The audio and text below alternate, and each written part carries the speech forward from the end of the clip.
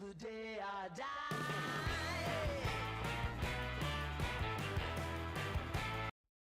Racing isn't easy, but experiencing it is. iRacing puts you in the driver's seat with the industry's leading sim racing game. Drive on laser scan replicas of the greatest racing circuits from around the world. Go head-to-head against other drivers chosen by skill-based matchmaking to ensure competitive racing at every level. Compete across all your favorite series. In officially licensed cars, engineered to deliver the most accurate driving experience possible.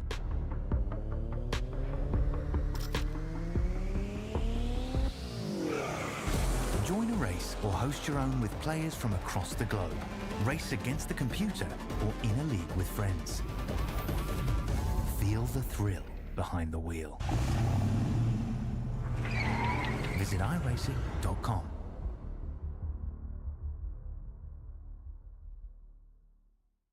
When you want to be the best, you can't settle for the rest. For anything on iRacing, there's just one name you need: Maconi. With the launch of Maconi Entertainment and Maconi Competizone alongside Maconi Setup Shop, we now provide the best of the best in setups, paint schemes, coaching, broadcasting, and event organization.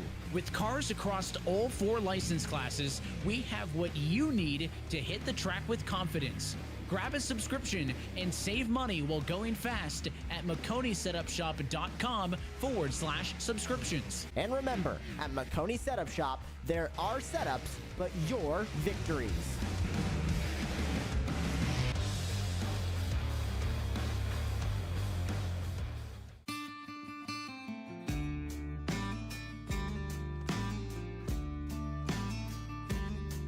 Hello, my name's Aaron Brown from the Garage Shop in Denver, North Carolina. We're here at the famous Bonneville Speedway in Wendover, Utah. One of the most harshest environments on the planet to race in, and that's why we need the best tools Snap-on has to offer. What we use here to pump up the oil in our race engines to prime them is this Snap-on screw gun. With its variable speed and high torque, this allows us to spin our oil pumps up to 1,500 RPMs, creating 70 pounds of oil pressure, which helps us get everything settled in, nice and happy, and turn the hot oil through the engine. It's compact, lightweight, and able to fit in really tight spaces. Its 9-position clutch allows us to torque things, nuts, bolts, from 8-inch to 50-inch pounds. Small size and high performance helps us get into many places on a race car where normal tools can't. Under the dash and the engine compartment, we also use this to drill a lot of holes in very tight spots.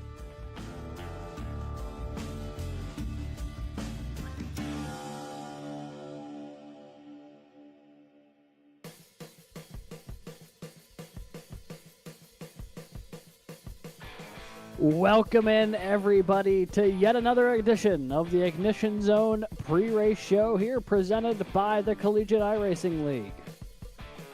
We are going back to a non-active track once again here tonight, but the activity on the track this evening is going to be anything but non-active. It is going to be fast and furious all night long here at Kentucky. Before we get too far into that, let's talk a little bit here in the pre-show. This is, of course, the College Cup Series, the Garage Shop College Cup Series that's getting ready to fire off here for round 11 of this season, this spring semester. I'm Alex Gagnon. Joining me tonight, he's back once again, Brad Daniels up in the booth. Brad, I know the tax season is definitely unpleasant to be working, so it's a pleasure to have you back up here. How are you doing tonight? Oh, living life. We are definitely going to have a great night, I think, Alex. I mean, here at Kentucky, but really looking, forward into the future here on the schedule as well. There's a lot going on in the CIL these next 4 weeks, and looking back to Iowa, I mean, it's just another type of track that we've been there, done that. But like, there's a lot of different tracks that we have experience here, Alex. Yeah, it should be a fun one. This is definitely not going to be the first time folks have gone to Kentucky. It's just the first time in a little bit, with it no longer being active on the NASCAR Cup Series schedule. but we will have the opportunity to go back to it tonight. It's the final mile and a half of the year. We want to pull that schedule up on screen. We'll show you what we've got left, folks. It isn't a whole lot. 4 more weeks separating right this moment from the end of the season. It's just Kentucky here tonight with the Chicago Street Course, Bristol Motor Speedway, and Auto Club being the finale this season. And, you know, if you're a driver who really enjoys that mile and a half style racing, Brad, this is the last opportunity to go out there and make something happen this season. Yeah, and especially in these next-gen cars. I mean, these cars thrive at mile and a half tracks. And, you know, I think everyone tonight is going to have, you know, definitely experience with somewhat of a Kentucky track. I mean, we've been to Las Vegas. We've been to other mile and a half tracks so far this season. And, you know, it's getting down to it where, you know, if you really thrive at these type of courses, you need to make it happen tonight. Because looking forward here, Chicago Street Course, completely different. Bristol, completely different. And then Auto Club, you know, other than being also a defunct track, that's about the only similarity you got there. So, I mean, looking into the future, you got about, you know, a little bit of, you got nothing really going on if you only are good at mile and a half tracks. Yeah, which makes it all the more important to try to capitalize here tonight because it is varied, to say the least here, wrapping up this season. But speaking of, you know, the past couple weeks, we talked a little bit, you know, just a second ago about we were coming from Iowa last week, and we got traded to an absolute barn burner of a finish there. Clint Halterman holding off Daniel Nanny and Zach DeWale in that one, the UNC Charlotte driver, picking up his second win of the season, becoming just the second multi-time winner this year, and fending off that number 30 machine of Daniel Nanny, who is still looking to set that Garage Shop College Cup Series record for 6 wins in a single season. Maybe tonight is the night there for the 30. We'll have to come and find out. But it does raise an interesting question in the old points series debate. If we want to fire that up here, you see on your screen, folks, this is the top 10 in points. Daniel Nanny, by virtue of Jake Cummings' DNF last week, pulls out to a near full race lead going into Kentucky this week. 387 points to Cummings' 338. 5 wins to the 95's 1. The 95, though, 8 top 10s to the 30 Machines 6. That is the one reason that the 95 still hanging in the hunt here. And Clint Halterman, by virtue of his win, moves up 2 spots to 5th. And he's only 4 points out of 3rd as Zach DeWale and Armaham Alif now find themselves tied for that 3rd position. It is truly going to be a battle here in those closing couple of races to see who settles that top 5, Brad.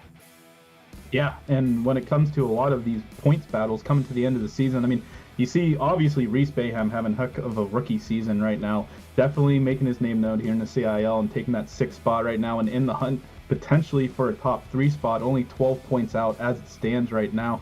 But you can also see other battles such as the alumni battle between the Whale, Clint Haltman, Reese Bayham, and also Drew Williams down in 9th. I mean, really, for that battle, I think Drew's going to have to put, some good finishes and also need some help. But, you know, also along with that, you just see the variety of schools here. I mean, obviously, Ball State has Lucas Moody, Armaham Alif, Daniel Nanny in the top 10. But, like, Auburn has Reese Bayham and Logan Smith in the top 10. And then, you know, you got Jared Kaylor, Clint Haltman, UNC Charlotte. And then you have the one-offs like Jake Cummings from Converse, Zach DeWale from St. Clair College, and, you know, Drew from Clemson. I mean, I said everyone here, but I mean, like, you know, it's just a variety, but also you got a lot of teammates in the top 10. Yeah, and if you look a little further down to the standings here, we take a look at 11th through 20th. You see more of that variety. Drexel, Wingate, Hettering, Baruch, St. Clair, all kind of in that mix as well. I see a couple other winners this season. Kelton Quick, Garrett Vighton, as the points continue to work its way down to 20th and beyond. It's been a fun season so far. We've seen, you know, some dominance from Ball State, from Daniel Nanny, but we've also seen some surprise winners. Kelton Quick picking up his first victory, Garrett Vighton his first. I mean, we've seen some really, really fun ones so far this year, and a couple of drivers who have really impressed here. Like one name that I really get drawn to is Connor Zabosian there, the rookie from Kettering. He has had a phenomenal rookie campaign in that 72 machine and has had top 10 pace at just about every track we've gone to. It's just a matter of closing out a couple of these races. But you could also say that for several of these guys. I mean, Keegan Calick, another one. on the rookie side, who's put together a phenomenal run of form as of late. But speaking of run of form, we're going to joining us now is going to be tonight's guest, who we'll be talking to in just a moment, a multi-time champion here in this series. It is the driver of the number 58 machine, Jared Kaylor. Hey there, Jared. You got a copy?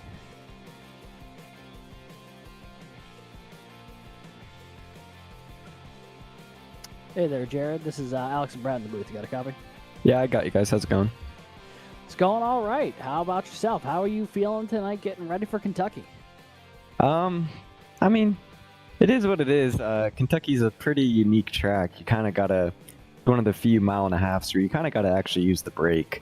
And I think you really have to back up your corners a lot. And it seems like tire is going to be a big thing, especially on the long run, if we can get a long run. It seems like maybe after lap 8, 9 or so, I mean, your rear tires start falling off a cliff. So if you definitely don't conserve your tires, I think that's definitely going to be a big thing. But I mean, tire strategy also plays into my strengths. I mean, I know last week at Iowa, I was really good on the long run, and the same thing at Vegas. I was good on the long run, and just kind of felt like once we hit that threshold, we get a yellow, and everyone come in and kind of equalize on the tires. So if we can get a long run, I think we can be looking pretty good.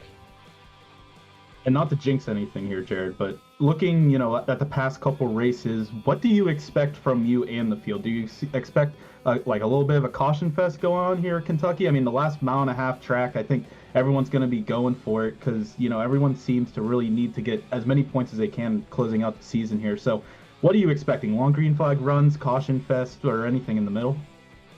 Well, I would like the long green flag runs, but I think these cars, they're going to get pretty loose, and turn 3 is really, really inviting to kind of just send it up the inside. So I feel like maybe we might get some cautions, especially early on. And then, maybe hopefully once everyone kind of gets their feet underneath them, we can maybe get some green flag laps going. But I definitely wouldn't be surprised to start seeing some cautions, especially early on. And I think one of the big questions here for folks who may not have seen a whole lot of races here at Kentucky, what's the part of the track that gets drivers tripped up the most as they continue to log laps at this place? What's the part of this track or the element that seems to give drivers fits more than other 1.5 miles? I think it's kind of just that whole thing, like I mentioned earlier, where you kind of got to back up the corners. It seems like the corners, they're just so inviting for you to dive it in deep and send it deep and brake deep and kind of lift later. But that's not really how you drive that track. It kind of seems like it's really the definition of slow in and fast out. It really seems like, especially going into turn 3, I find myself when I'm going faster when I lift 2 or 3 car lengths earlier and brake 2 and 3 car lengths earlier. I find myself going faster through all the corners. So I think it's just kind of being patient as well, especially on throttle. Just gonna be a combination of all those things. You kind of just gotta be patient, not push the car too hard. And I think that's the key to success. Now, really important question here before we get into Kentucky. Are you more a pancakes or waffle type of guy? Oh, waffles 1,000%. I am a waffles guy all the way. Because in waffles, you got all the little like the holes and crevices to hold the butter and hold the syrup together. When you're dealing with a pancake, all that stuff just runs right off. So you gotta do a waffle. Tell you what, I don't know what I was expecting. I was not expecting that answer to be ready and fired off immediately. But, much like anything, being decisive is a good thing, especially when it comes to being a race car driver, because if you're not decisive behind the wheel, chances are you end up in someone's back bumper. Jared, thanks for joining us up here in the Ignition Zone pre-race show. Anyone you'd like to shout out here before you rip some qualifying laps here? Yeah, I got a couple of guys. They're on board for the season. CWH Photography, Booth 34 Diecast, which is a diecast vendor up at the Main Street Antique Malls up in Mooresville. So if you need any diecast, go check them out. And then 24 Degrees Motorsports Media as well. And then everyone at Orange Wheel Racing, especially Clint, they've all been super helpful. I haven't had too much practice this season, so they've been really helpful getting me up to pace on race days. Alrighty, Jared, thank you so much for dropping by. Best of luck tonight. And, potentially if things fall the right way, love to talk to you here at the end of this one. You've had some good speed this year. Now it's just a matter of trying to get that little extra ounce on top of it. Yeah, of course. Thank you guys so much, and everyone back at the stream. Hope you have a good race on your hands. All right, thank you. You as well. And that was our pre-race interview, Jared Kaylor with UNC Charlotte. And Brad, I'll tell you what, obviously his analysis on Kentucky, very striking, very potent, and useful, I think, for the folks at home. But also, I think we got to go back for a second and talk about the fact that it almost felt like he was ready for your question about the pancakes and the waffles. I mean, he was sitting on that answer and fired it off, I think, before you even finished the question. I feel like that's not the first time he had to answer that question. Yeah, I mean, waffles, I think he makes a very compelling case, and definitely he is, I don't think, ever going to become a pancake man from the sounds of it. No, seems unlikely. Well, what we're going to do is become commercial guys up here for a second. We're going to take a quick break. When we come back, it will be the start of tonight's race from Kentucky Speedway. It'll be the Eagles Derby Dash 200, presented by Tammet Esports. Should be a fun one. Round 11, the Garage Shop College Cup Series, coming at you in just a couple of minutes. Until then, we'll be back.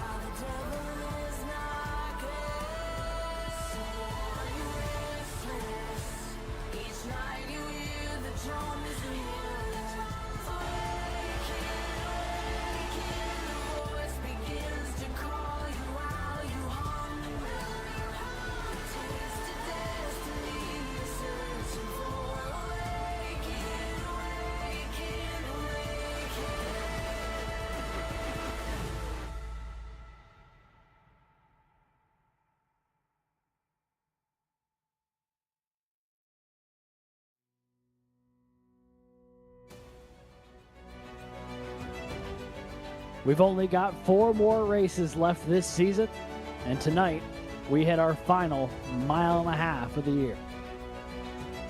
In the heart of the Bluegrass State is where we find the Garage Shop College Cup Series here tonight at the virtual Kentucky Speedway. Funny enough, it's located in Sparta. Did not know that. That's just a fun fact I wanted to give all of y'all here tonight. Sparta, Kentucky, the home of Kentucky Speedway. That's 1.5 mile oval, one of the more unique ones out there, will be the site of tonight's race, the Garage Shop College Cup Series, bringing you round 11, the Eagles Derby Dash 200, presented by Texas A&M Texarkana Esports. Along with producer Christian Hill and co-commentator Brad Daniels, I'm Alex Gagnon, welcoming you into tonight's coverage of this race from Kentucky. And boy, is it going to be a fun one here tonight. We've been watching practice here, Brad, and it looks like we could be in for a treat here, if for nothing else. It looks like some familiar faces who we normally see at the front really struggling in practice, and a couple of folks who we don't typically see at the front did really well in this practice session. You know, you can only gauge so much from, but it is definitely something that's important to note. Yeah, and I mean, practice makes perfect, but, you know, sometimes obviously that's not going to be the perfect indicator. And you're going to see here in a little bit, whenever everyone qualifies, to see who has speed and who is going to be trying to make up some positions here tonight. But yeah, I mean, a lot of guys up at the front that we typically might, you know, not see some, but really everyone in the top 10, we can, you know, see some fast laps from. Nothing out of the ordinary there. I think a lot of guys here within the field tonight have shown their speed, and you pretty much, I think really anyone here can, you know, impress tonight if with the right circumstances. I would agree, and as qualifying is actively happening behind us, we'll take a second here to thank the people who make this series possible. First and foremost, I want to give a big shout out to the Garage Shop, the season-long partner of the College Cup Series. The Garage Shop is a race car fabrication company building some of the most unique cars, trucks, and off-road vehicles around. Their motto of honoring the racers who came before us and putting our competitors behind us resonates with all here in the CIL. You can check them out at thegarageshop200.com. Feel free to give them a good look up, folks. These folks are terrific. They've been fantastic partners here of the CIL for a couple seasons now. They do some incredible work. Go to thegarageshop200.com. Check these folks out. It is really cool, some of the customs that they make. In addition to them, the other folks who make this series possible, ECAC Esports, adding value to its member schools by enhancing the competitive experience for hundreds of students seeking to participate in intercollegiate esports. The Maconi Setup Shop, the home for setups, paint schemes, coaching, and more at the official setup shop of eNASCAR and the Garage Shop College Cup Series. Visit the MaconiSetupShop.com to subscribe today. Whiplash SimCams, an iRacing esports media group specializing in racing and team graphics, iRacing camera packs, and other broadcasting resources. And of course, tonight's race sponsor, Texas A&M Texarkana Esports, Tamid Esports, multi-race partner this season with the CIL. And a word from their director, we're proud to announce that Texas A&M Texarkana Esports is the official sponsor of this race in the Collegiate iRacing League. At TAMUT, we're not just building a competitive esports program, we're creating real opportunities for student athletes. Through University Athletics, all Tamid Esports athletes receive in-state tuition, whether they're from in-state, out-of-state, or even international.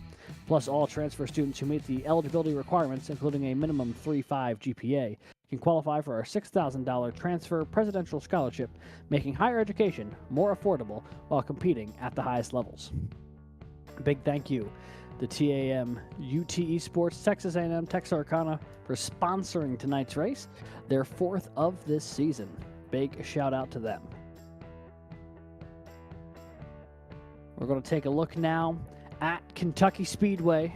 And Brad, you can talk to us a little bit here about this track. Not one that the NASCAR Cup Series has been to super recently, but one that we've been to here slightly more recently. And, you know, we were hearing the pre-show from Jared, maybe a bit trickier than, you know, say Vegas from 2 weeks ago.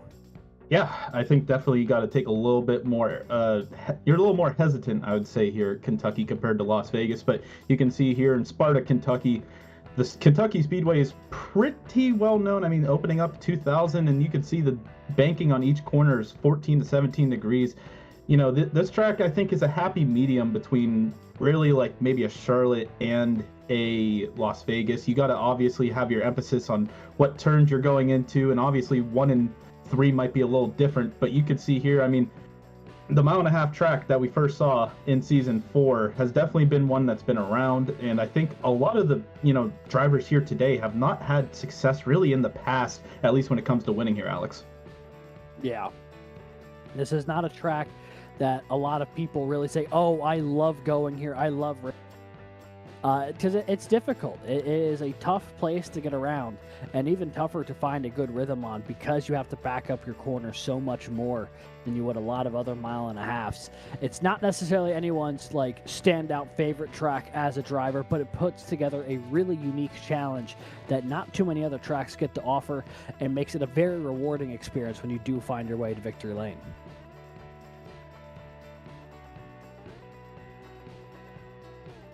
And with that, we can take a look here at a potential qualifying video to see what it looks like going around Kentucky Speedway. I think we'll be hopping along with Jared Kaylor, our pre-race interview in that number 58 for UNC Charlotte, to show you what it's like to do a couple laps here at Kentucky Speedway.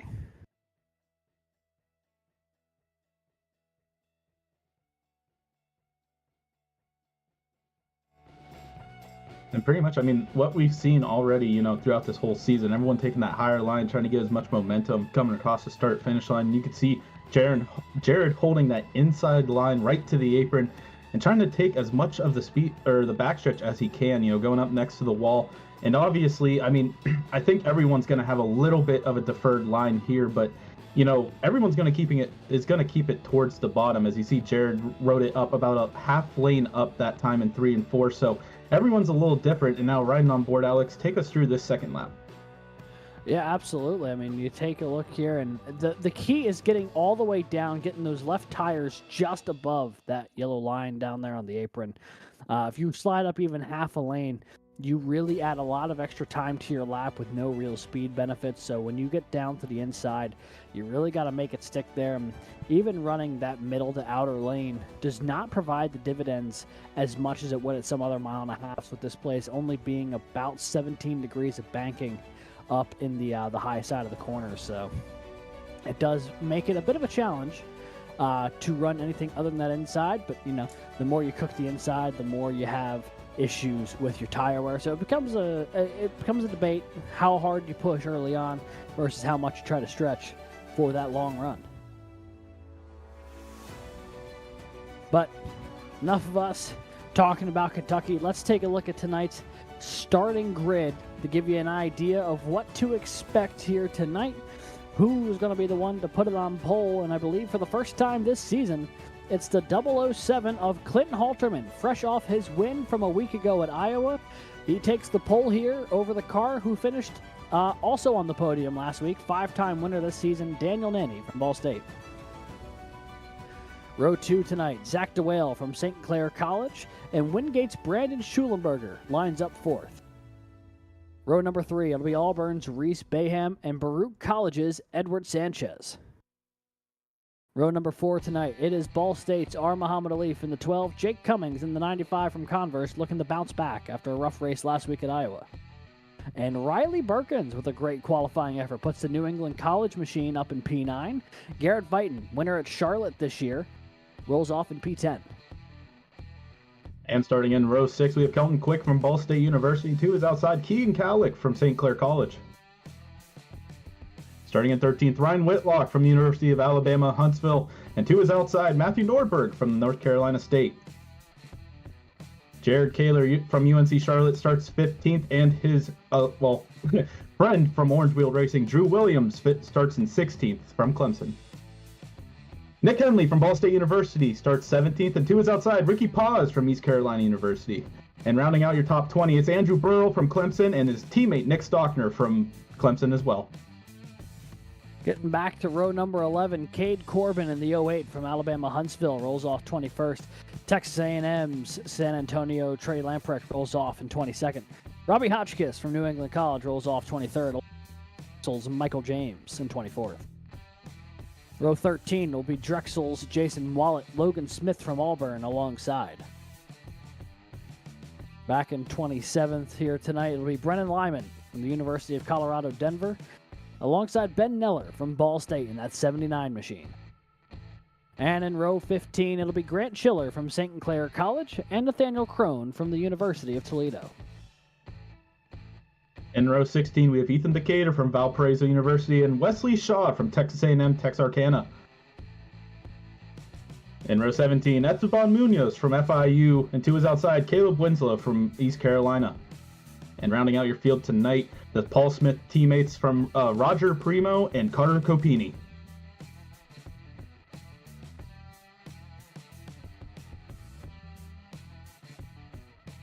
So 36 cars getting ready to rock and roll here at Kentucky. Qualifying and practice have concluded. Cars just starting to take the grid to get ready for tonight's 133 lap race. We'll pull that race analysis up on your screen. Should be a toasty one here today. 81 degrees in the air, 104 degrees track temperature to start this one. Although the cloudiness of today's race may drop that track temp a little bit over the course of the run. But 133 laps, 200 miles. Estimated fuel window about 60 to 65 laps just south of halfway. 5 tire sets available over the wall here today. An estimated time on pit lane about 33 to 36 seconds under green. And should be a fun one, I think. Really interesting to see how the strategy plays out with that fuel window being just south of halfway. Almost guaranteed to have to make at least 2 stops, maybe more, depending on how the cautions fall, especially because those tires are not going to last as long as that fuel does if you have the ability to change them.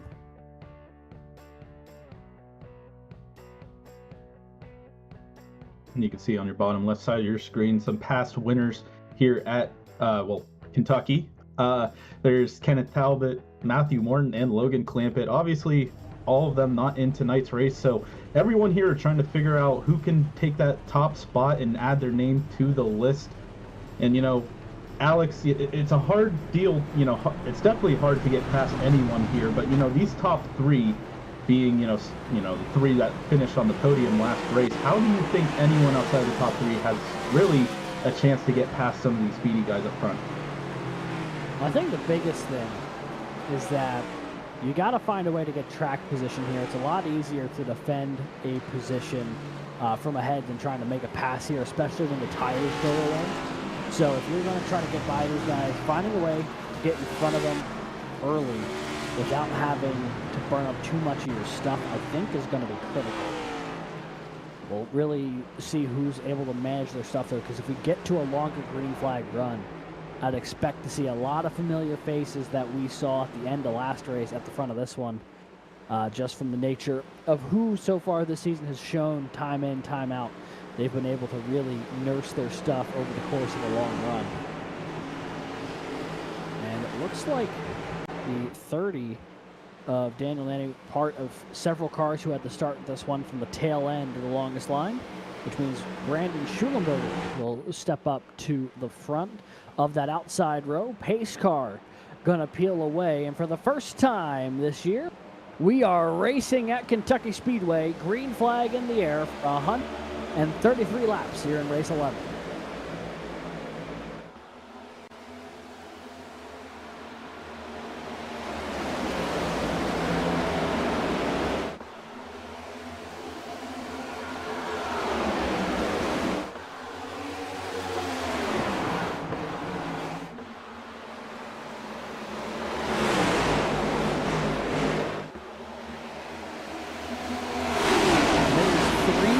Off of turn 4 to complete lap number 1. Brandon Schulenberger going to have a nose ahead on the outside. Definitely not settled yet, though, as Clint Halterman trying to battle back on the inside. These top 4 cars look like they're still going the restart, just at a full 175 miles an hour. This car is starting to dip and dive out of line here. Halterman down low trying to hold on to that spot, but Schulenberger getting some really good momentum on the high side. The battle of the sevens are taking place, and you can see Brandon Schulenberger comes out on top, able to clear Clint Halterman, and now Halterman has to try and hold off both Zach DeWale and Baruch Edward Sanchez. Sanchez to the outside of Zach DeWale going into turn one. Right behind him, Jake Cummings, Reese Bayham duking it out for 5th place, but right now the battle for 3rd is on between the 26 and 519. Nordberg hard into the wall. The 076 from NC State hammered the wall in 1 and 2. Did not bring out a caution, but the North Carolina State car slow on the backstretch. He has destroyed the front end of that race car.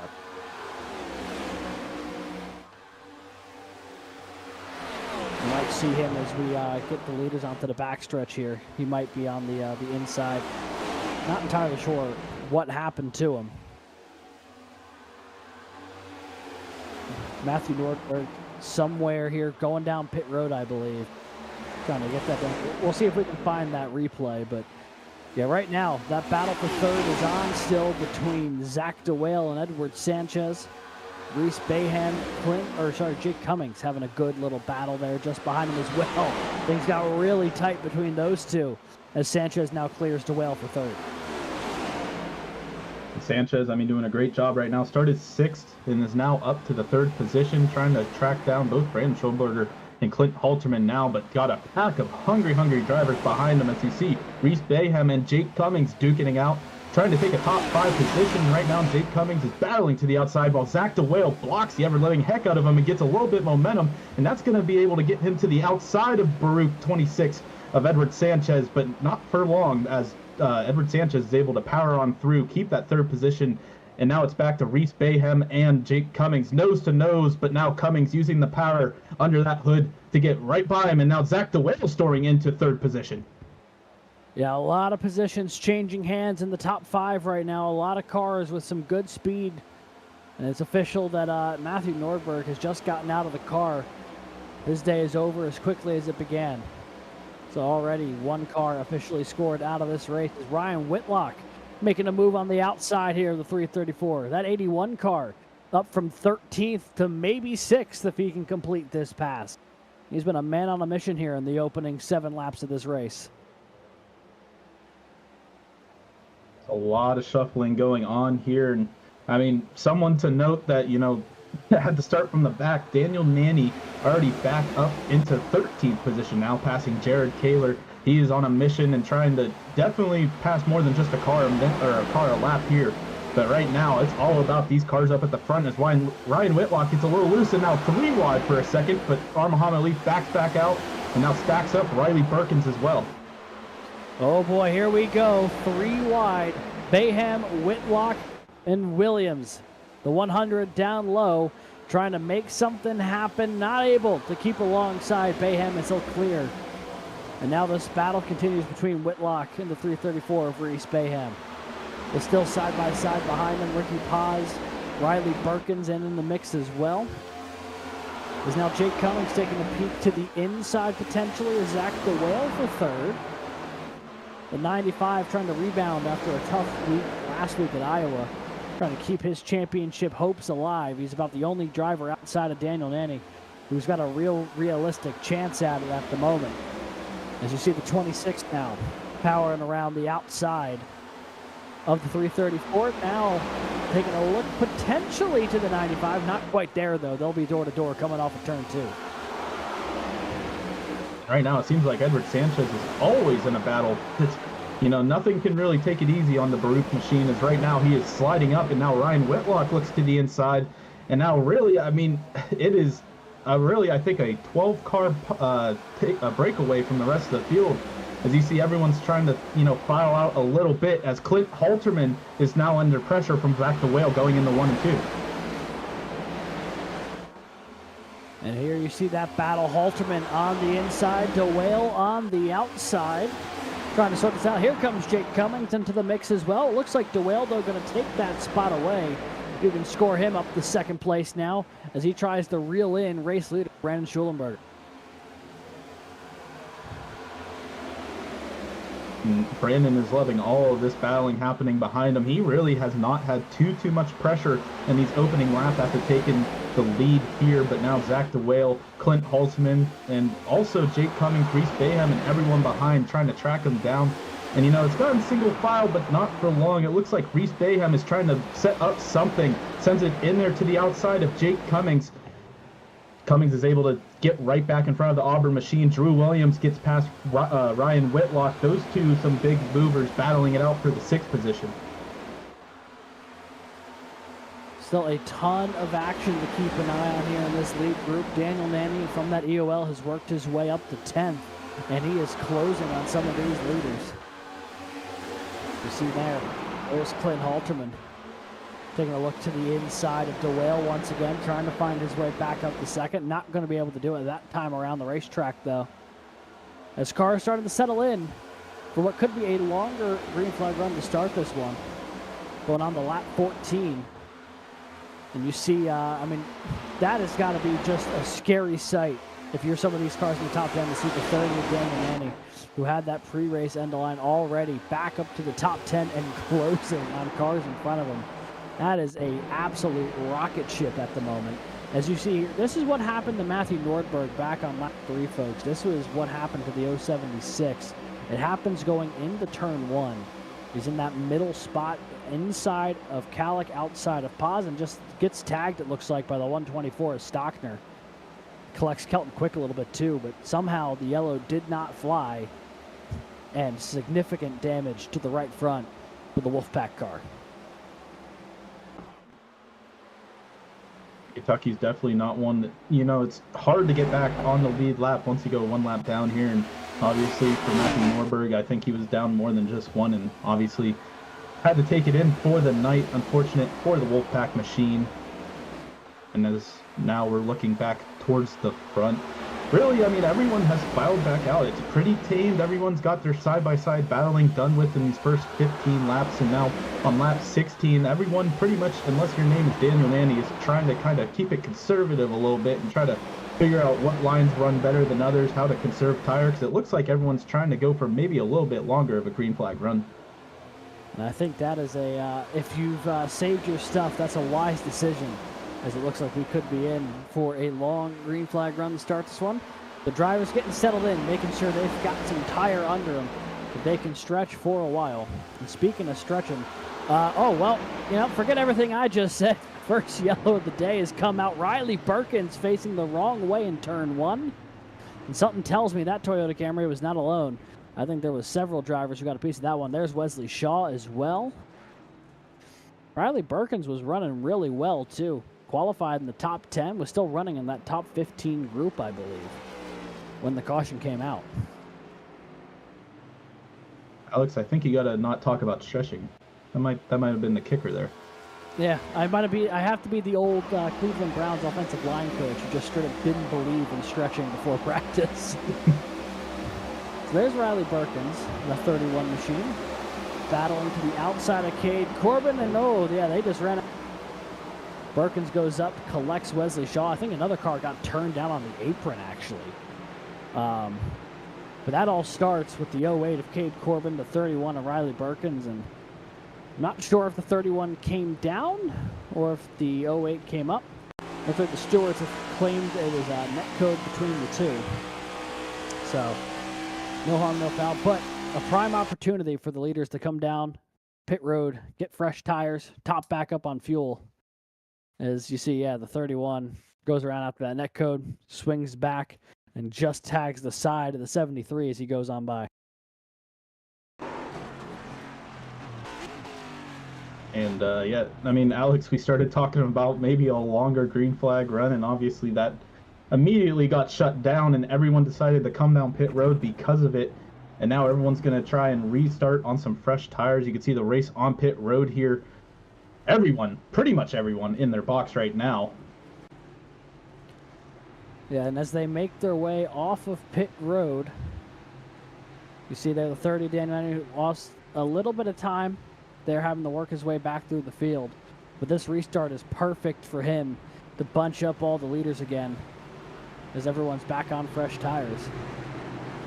So Schulenberger's going to win the race off pit road. Clint Halterman, Zach DeWale, the top 3 as they work their way down the pit lane. And this, I think that was a very interesting opening 20 laps there, Brad, to see what people were working with. We saw a lot of battling in that, say, 3rd through 7th, 3rd through 9th sort of area. And then things were starting to single file out and kind of stretch out a little bit just as the caution came out. So I'm really curious to see if, now that people know that cautions can get out here more or less, if they try to be a little more aggressive on this restart or if they'll continue to be patient, as we still have over 100 laps in this one. I mean, they have time to let this race come to them. But it also, cautions breed cautions. And it would be interesting to see if someone tries to force the issue here, seeing that, the field got spread out a little bit last time. If I'm going to make a move, now's the time when everyone's bunched up again. Yeah, I mean, we saw it on that initial restart as well. There was Matthew Norberg got hit and thrown into that outside wall, I should say. And, I think a lot of people, obviously, especially towards the back, have seen the chaos that has been happening on these restarts. So I think once you get more up through the field, obviously I think people are having a more long-term approach, but definitely I think if you're within this top 5 or 6, I think you want to, hold your tires a little bit just in case this thing goes green.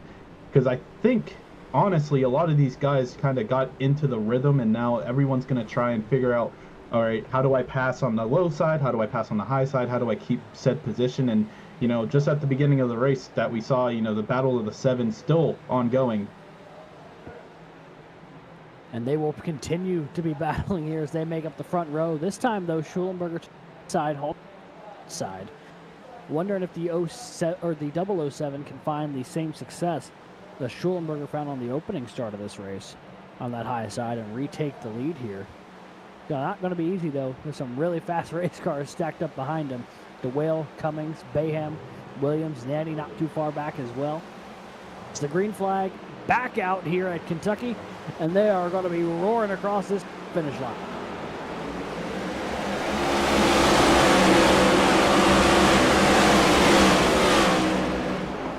You see everyone's starting to span out, but really Brandon Schulenberger, the huge winner coming off that restart, gets a huge jump in front of the guys behind him, and now Zach DeWale is able to clear. Oh, gets a little loose coming out of the corner. And Whitlock around. Whitlock's around. Ryan Whitlock sideways at the exit of turn 2. Boy, you could tell in real time how many people forgot the tires were cold, huh? I think about 4 or 5 cars nearly lost it off of 2. In this case, for Ryan Whitlock, one of them did.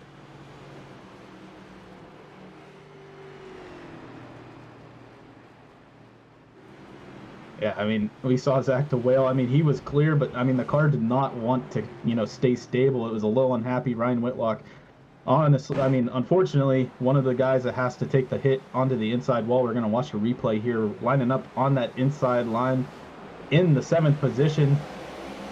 And really, I mean, you can kind of just take a look and see that everyone pretty much was trying to figure out these cold tires. And, those on the bottom obviously had a lot less grip than those on the outside. Yeah, you see the 81 already getting loose. The 30 did a really good job check up there. Not just drive through the back of them, but the 81 unable to catch it. Although, I'll be honest, I actually prefer the way the 81 handled that as opposed to trying to catch it. Because a lot of times when you try to catch this next-gen car in a slide, the thing overcorrects something fierce and you end up head first into the outside wall instead of just a light brush with the inside wall. Your day is basically done. So obviously I'm sure for the 81 it's frustrating to have lost that track position that he worked incredibly hard to get. He was up from 13th to 6th. But at least this way that car is still functional and he has the time to try to rally back here. As you see the 30, a great job to lay off and not run through the back bumper there and avoid exactly what we saw on the Xfinity weekend. Yeah, I mean, everyone on that inside line luckily did not turn into a bunch of bumper cars there and send everyone around there.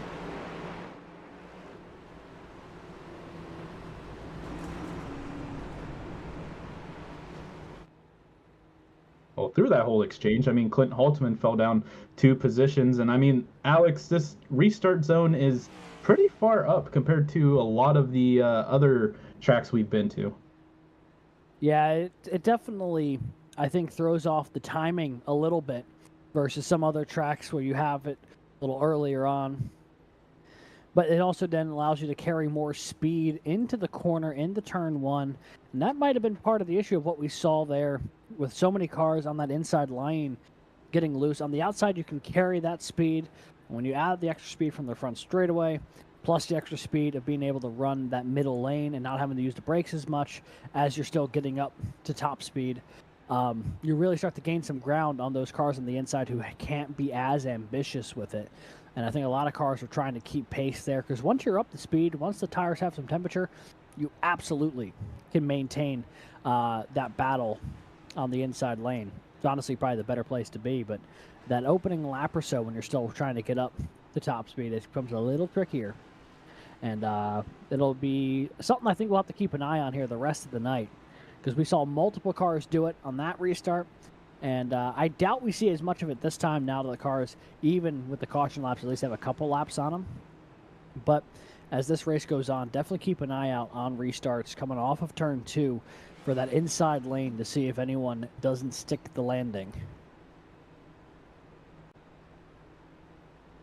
And right now, I want to call out Brennan Lyman. He is up 16 positions, started 27th, up to 11th.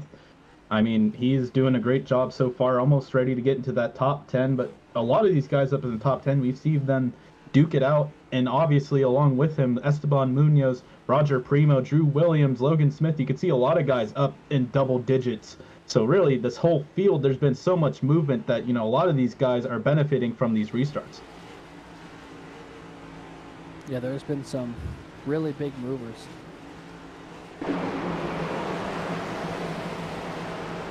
And now as the field gets stacked up, ready to go once again, pace car peels away. It'll be Brandon Schulenberger and Zach DeWale getting into the restart zone. We are racing once again here at Kentucky.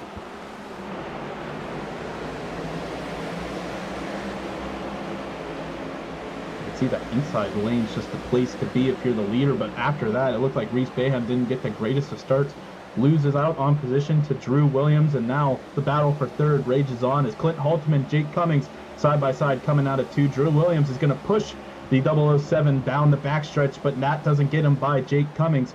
So you can see Zach DeWale trying to take a little bit different line to try to get up to Brandon Schollenberger, but just outside of there you can see Daniel Nanny, Reese Bayham, Drew Williams also joining in on this battle for third. Battles on here for P3. Cummings diving to the inside, trying to take that spot away from Clint Halterman. He's got a nose ahead, maybe half the car, but not enough to slide up off of turn 2. As here comes Daniel Nanny taking a peek to the inside of Drew Williams now.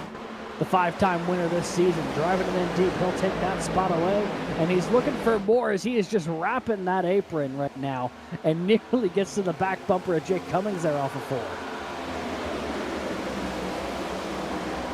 Right now, these top 2 are pulling away from the rest of these guys here. You see Clint Halterman able to get in front of Jake Cummings, and now is able to take the line he wants, and Jake Cummings is now under fire. Ooh, I thought I got a little loose, and now 3 wide coming down the backstretch. Cummings in the middle, Daniel Nanny on the bottom, Reese Bayham up top, battling it out, going into 3, still 3 wide coming through 4. And it looks like Daniel Nanny has a nose ahead of both of them, but it's still 3 wide, all of them conscious of that. And as you can see from this top-down view, Drew Williams is going to push to 30, right past the other 2 and into turn 1. Boy, there was not a whole lot of operating room there for Nanny, Cummings, or Bayham. The 334 going to drop back just a hair as the 30. An ambitious slide up takes the nose off the 95, but is able to clear him just in the nick of time. The 95 going to settle back into 5th place here.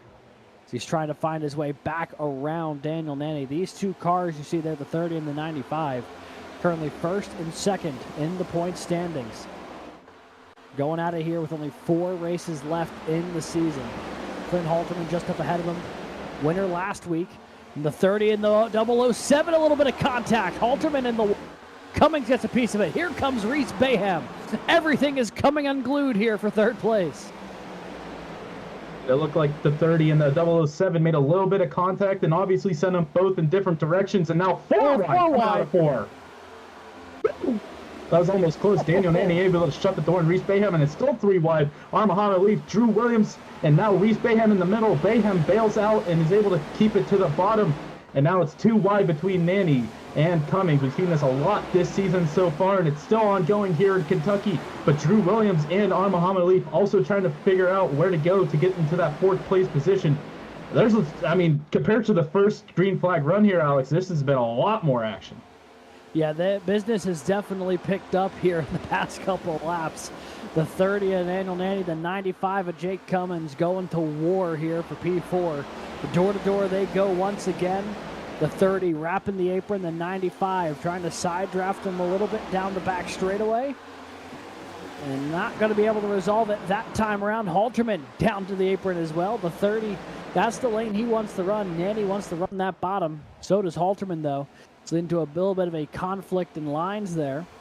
As now we're going 3 wide. Halterman gets put in the middle. Cummings goes all the way up. Elevator move. Trying to sort this out for 3rd as they go 3 wide. Halterman in the middle of Nanny and Cummings. These 3 have combined for 8 wins in the opening 10 races of the season, and they are running within an index card of each other as they make their way into And neither of them, or any of them, really willing to give an inch. You can see Nanny is able to power on through on that bottom line and get in front of both of them, able to make it back up to the 3rd place position, and now trying to battle and get his way up to the top 2. Have almost pulled out to a 2nd gap between all of these others that are battling it out for really 3rd through 10th. And I mean, it is a war back here. And if you're those top 2, I think you're definitely loving to see all of this. But now you're kind of scared to see Daniel Nanny make his way up through the field as Muhammad Leaf jumps to the inside to make it 3 wide going into 3. And that almost got really messy as the 95 was coming down, thinking the 007 was coming down. But Halterman was unable to do so as the 12 made that lunge to the inside. Halterman almost got can opener, luckily stayed off of both drivers. And now last week's winner going to have to settle into 5th place at the moment. Leaf and Williams door-to-door for 6th here. As you saw a little deeper in the field, Garrett Vighton got wicked loose off of 2. Here goes Leaf back to the inside, trying to find his way around the left side of that 100 machine. Reese Bayham laying in wait. One thing that's really stood out to me over these past few laps here, very underrated thing, the survival instinct of Reese Bayham did not put himself in a potentially jeopardizing situation. We've seen a couple times where it's gone 3 or 4 wide, and the 334 has been the one to kind of bail out. Sure, he's fallen back to 8th, but he's made sure that car is still running with all the fenders still attached, and I applaud him for it. I mean, a lot of these guys still have their fenders. I think the only one that might be a little damaged is Clint after that hit to the outside wall when he got into with Nanny. But, I mean, right now, a lot of these guys keeping it clean with all this action going on. As you see Drew Williams able to get in front of Clint Halterman. Now Muhammad Leaf is trying to pass the pole sitter. The Ball State machine to the outside and Clint Halterman to the inside, using that bottom line that Clint has pretty much been in the entirety of this race. Is not working out for him at the moment as he is now fallen back to 7th. And, you know, really right now, a lot of these guys in the top 5, I mean, outside of Drew Williams, who started 16th, now up to 5th, you know, these guys have the qualifying speed and have been able to get past Clint Halterman and some of these guys that started up towards the front. And I mean, Brendan Lyman also included there. He is right there outside of your picture as you see a battle for now 7th between Reese Bayham and Clint. Reese Bayham able to get just in front of the 007, and now Brendan Lyman's looking to get to the 8th position potentially. It's been a great drive today for the 56. He's up from 27th up to 9th. He's been phenomenal working his way through the field. We jump on board here with Clint.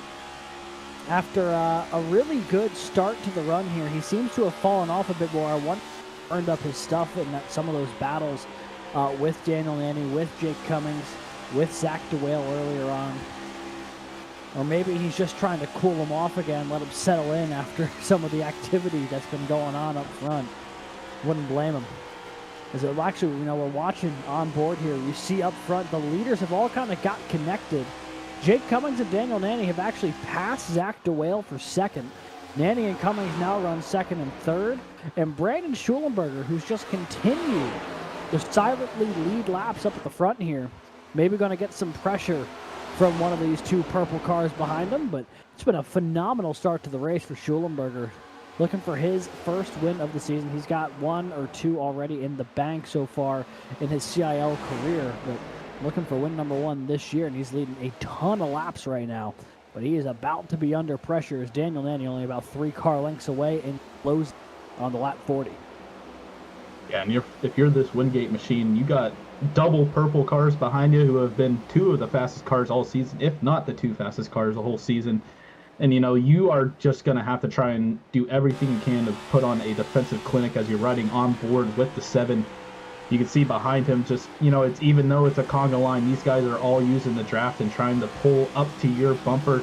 And right now, Brandon Schulenberger is calm, collected, and, keeping it consistent. I mean, obviously, he's the leader for a reason. He's been fast, and, he's been able to hold off the Whale and pretty much anyone who's challenged him so far. But now Nanny, who hasn't been at the front all day, is here to challenge him. And one thing that at least works in Schulenberger's favor compared to everyone else in the top 5, he had not really had to battle nearly as hard in those opening 10-15 laps of this run. So his tires are probably in slightly better shape. But here comes the 30. He's got a nose to the outside. Daniel Nanny looking to take the lead the long way around going into turn 1. They'll be door to door.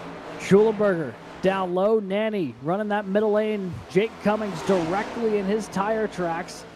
Coming off of turn 2. Looks like not settled yet, but Nanny's just about pried to lead away. Obviously, I think you saw that Daniel Nanny is able to pretty much get a run no matter what lane he's running. And right now, that outside lane that had to run out of 4 all day, every day, is going to get him past the 7 machine of Brandon Schulenberger. And now Schulenberger is going to have to settle in the second and try to negotiate a way to get back up to the front. As you can see now, Ball State takes over, but behind him right now, Wingate machine of Brandon Schulenberger. And then you have a battle for third as Jake Cummings gets into the wall a little bit, battling with Zach DeWale. Yeah, we've seen the 95 push up to the wall there coming out of 2 a couple times now. He is really trying to stretch that exit as much as he can, and has gotten slightly over-ambitious a couple times now, but he will reclaim that 3rd spot over Zach DeWale, who was looking at it for a moment. So as things start to simmer back down again for the first time in what feels like forever here in this lead group, Daniel Nanny up to the point, Schulenberger in second, Cummings, DeWale, Drew Williams, currently your top 5. Rest of the field you can see there. A couple of notable names, Garrett Veit and Ricky Paz, Sanchez and Lyman all battling around that 10th or 8th through 10th spot that are having some good battles, some good days. Esteban Munoz currently scored in 13th. He's up 20 positions from where he started. He qualified 33rd. He's up to 13th. So him and Brendan Lyman making some big moves here early on. But right now, speaking of big movers, here comes that battle for second. Cummings and DeWale looking to get back around the 7 of Brandon Schulenberger. And the moment the clean air left the nose of the 7, it looks like his car is just not driving nearly as well as it was in that fresh air breath. Yeah, a lot of these guys are using that outside lane to their advantage, and I think you can see Brandon Schulenberger is committed to that inside line, and obviously he did a great job at the beginning of this race and the early life of these tires to keep it down there and keep it fast. As you see Zach DeWale get a little bit into the wall there, still alongside the 7 machine, but now it seems like Brandon Schulenberger slowly falling down the scoreboard here, but he's going to try and maybe save it for the end of this green flag run if it happens. But as you know, time will tell. But also, the moment we talk about a green flag run, it seems like it's cut short. So we'll see if that happens this time, right? We'll take a look here in this top group. There is Reese Bayham in the 334 machine. Back up to 7th. He's been as low as 8th today, but he is starting to work his way back to the front. He's got some long run pace. Gets around R. Muhammad Ali. He's up to 6th, and is starting to reel in those cars in front of him. We saw he was not really as interested in battling as aggressively in some of those battles about 10, 15 laps ago. And I think that's helped him really keep the tires on that 334 as he is starting to pick off cars one by one and work his way back to the front of this field.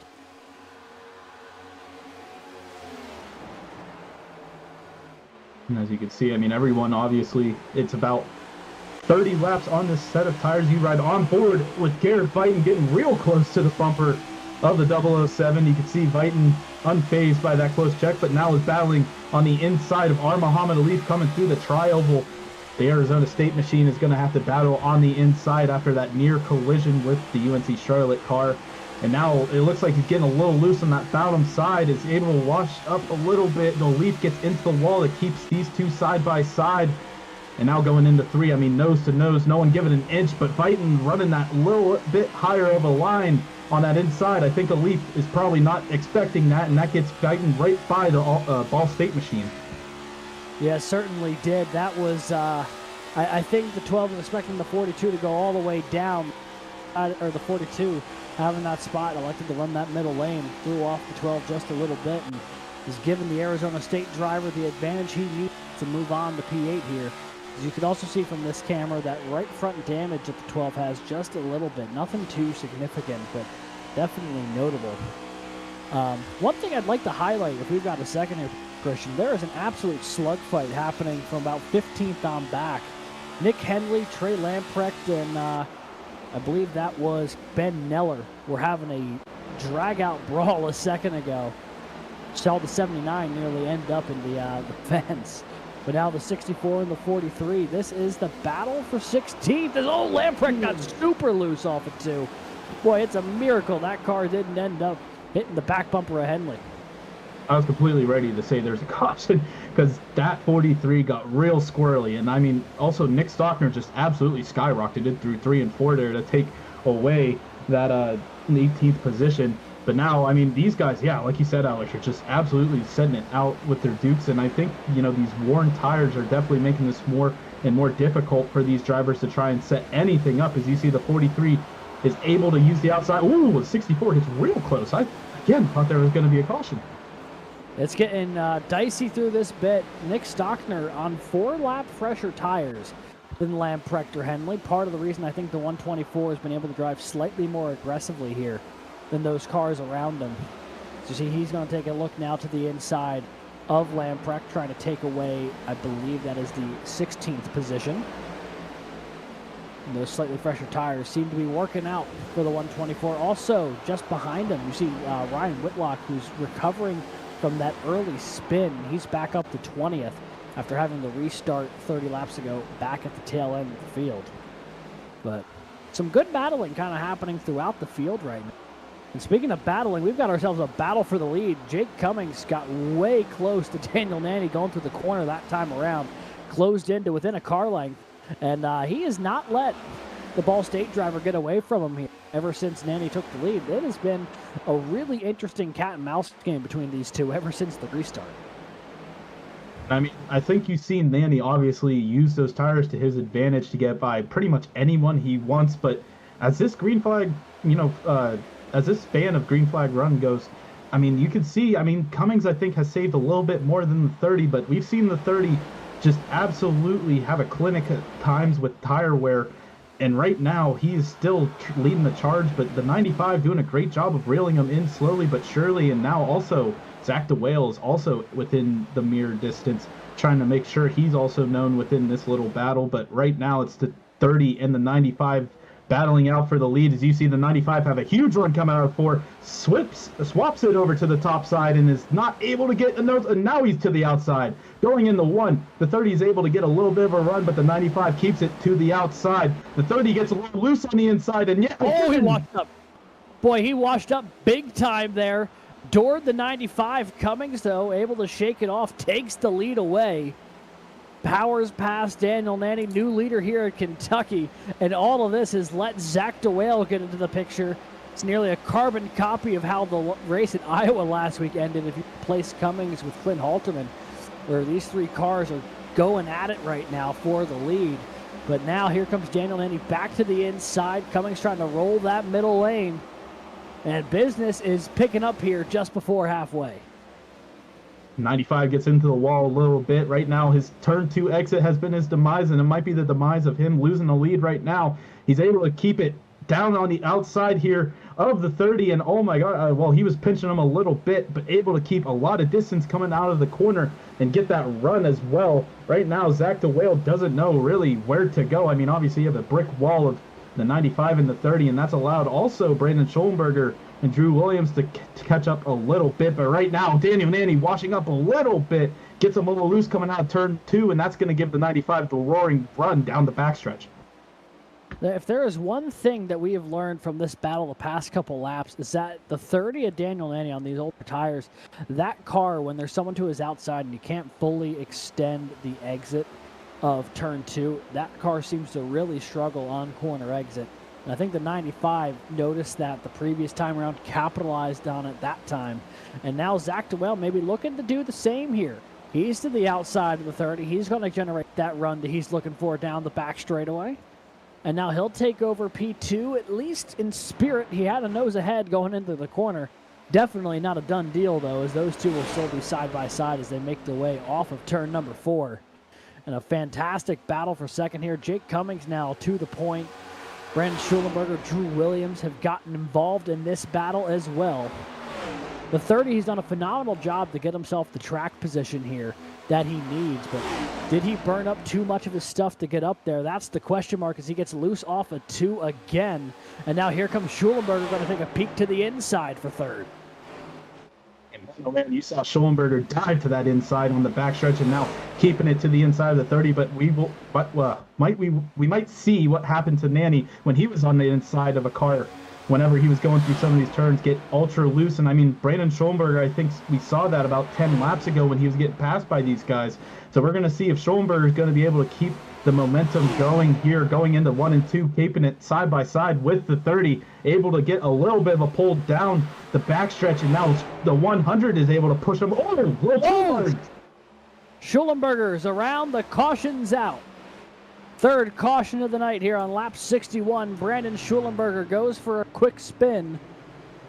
And that is going to settle this field back in. And that was, I'll have to take another look at what happened there because he was running mighty close to a couple of competitors.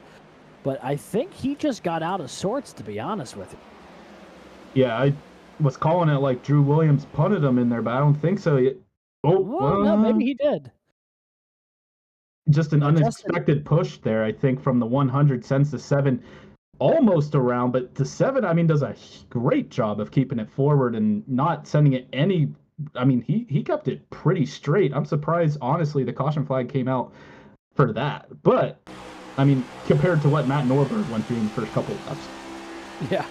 Yeah, given what happened 076, the fact that this is a caution, a bit surprising, but I guess it's where it was on the racing line. Yeah, just a little bit of contact there from the 100 as he tries that elevator. And the 7 just not able to save it initially as far as keeping it planted on the apron. Loses a ton of speed, goes up the track, does a phenomenal job to keep it off the wall. But that is going to bring out the third caution of the day. A timely one for a lot of these cars who would burn up a ton of their stuff getting to this point in the race. Everyone down into their pit boxes, tires going on. This right here could be the race off of pit road between these two, the 519 and the 30. Left side's down in the way. Cummings going to roar off of the pit road as well. Boy, that was a dead heat between the 95 and the 519. We might need the super slow-mo replay there, producer Christian, to see who won that battle off of pit road.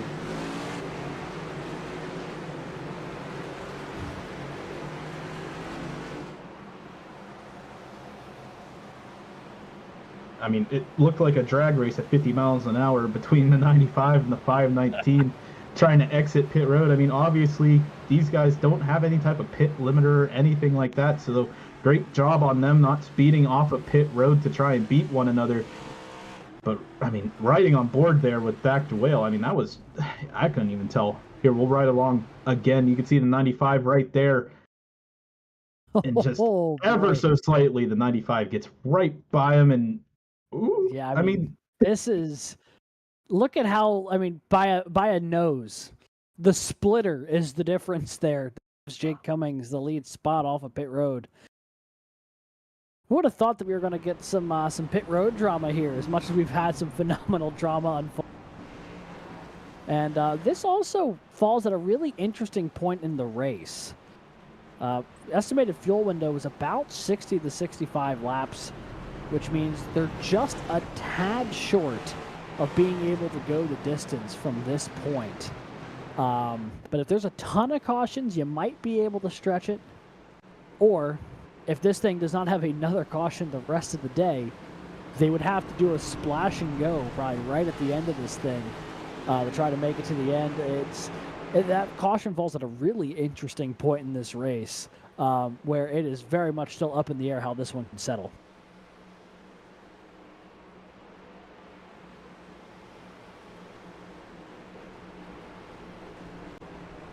Field, though, stacked up, ready to go once again. It's going to be Jake Cummings, Zach DeWale, your front row. Daniel Nanny, Clint Halterman, row 2. Drew Williams, Garrett Vighton, just behind them. Pace car now going to make that left-hander back down pit road. They're going to have that nice long procession into the restart zone.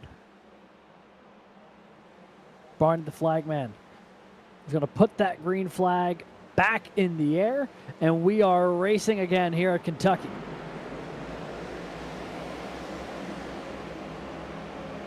Very, very similar to the last restart. We saw the inside line for the leader was great, but pretty much everyone behind didn't get a great start. And now Daniel Nanny, Jake Cummings, both able to use the inside line to their advantage, taking that first and second spot. But back then, now to third, you can see Clint Halterman now diving back into line there.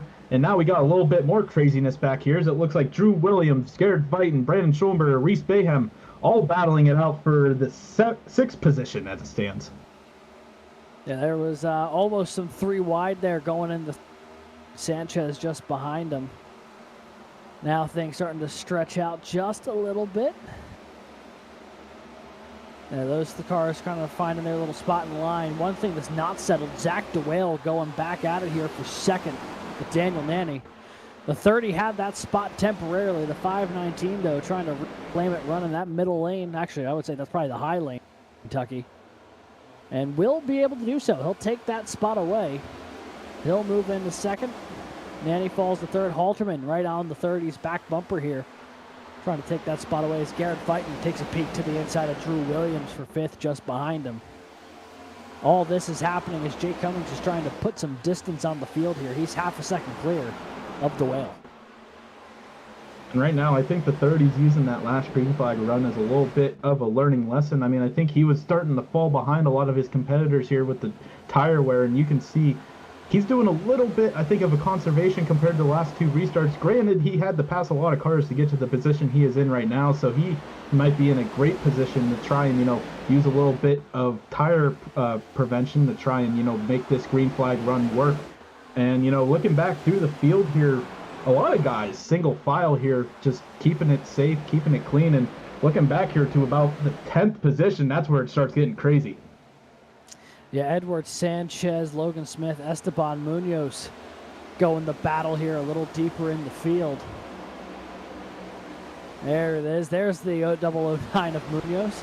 He takes that spot away from Edward Sanchez, and now he's up 22 positions. The FIU driver from 33rd to 11th now. An big block from Edward Sanchez. Nearly just wiped out Keegan Kallick. The 29 had a run down the back straightaway, and Sanchez nearly put him in the fence. I don't know if I've ever seen such a big block here at Kentucky midway through a race.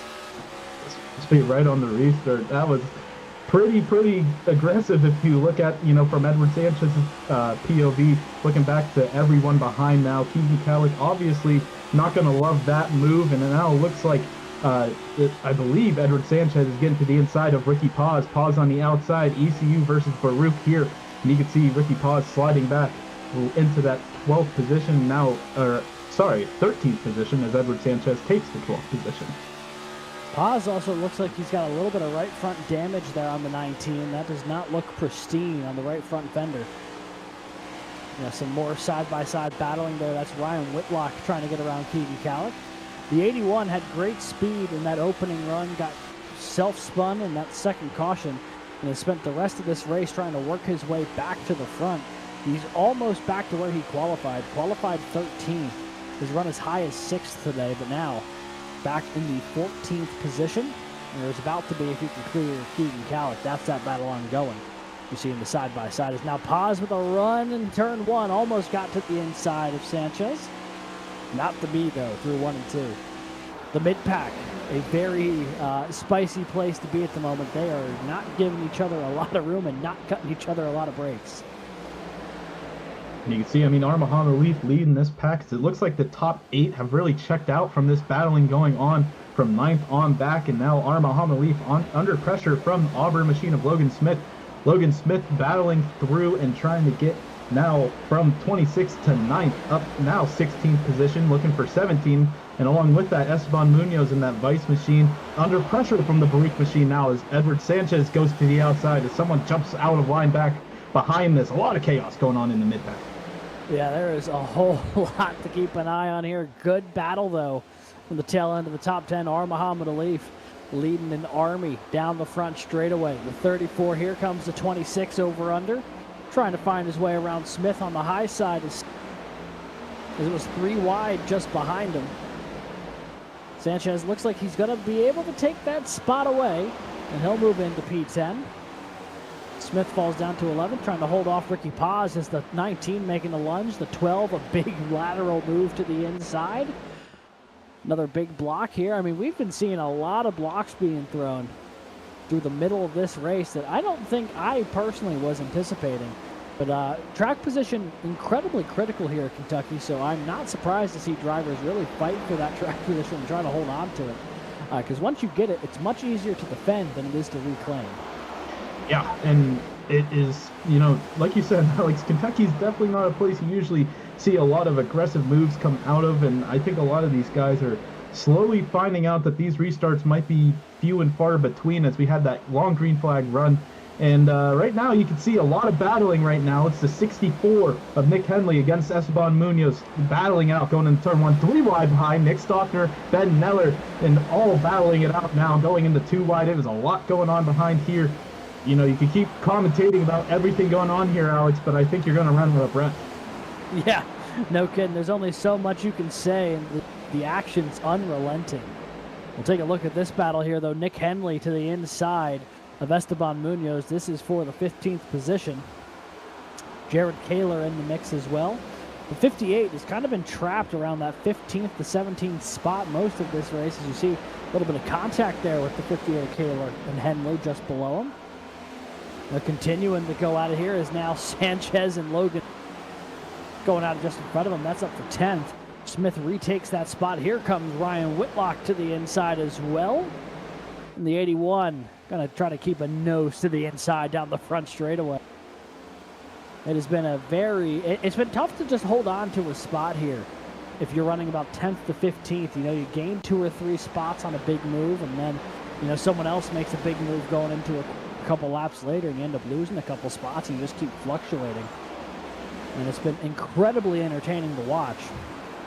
But one thing I also definitely want to mention is that up at the front, I mean, Jake Cummings continues to just tick away laps here up at the front. He's about 3/10 clear of Zach DeWale, Manny Williams, and Viton, your top 5. But the top 3 really have checked out from the rest of the field.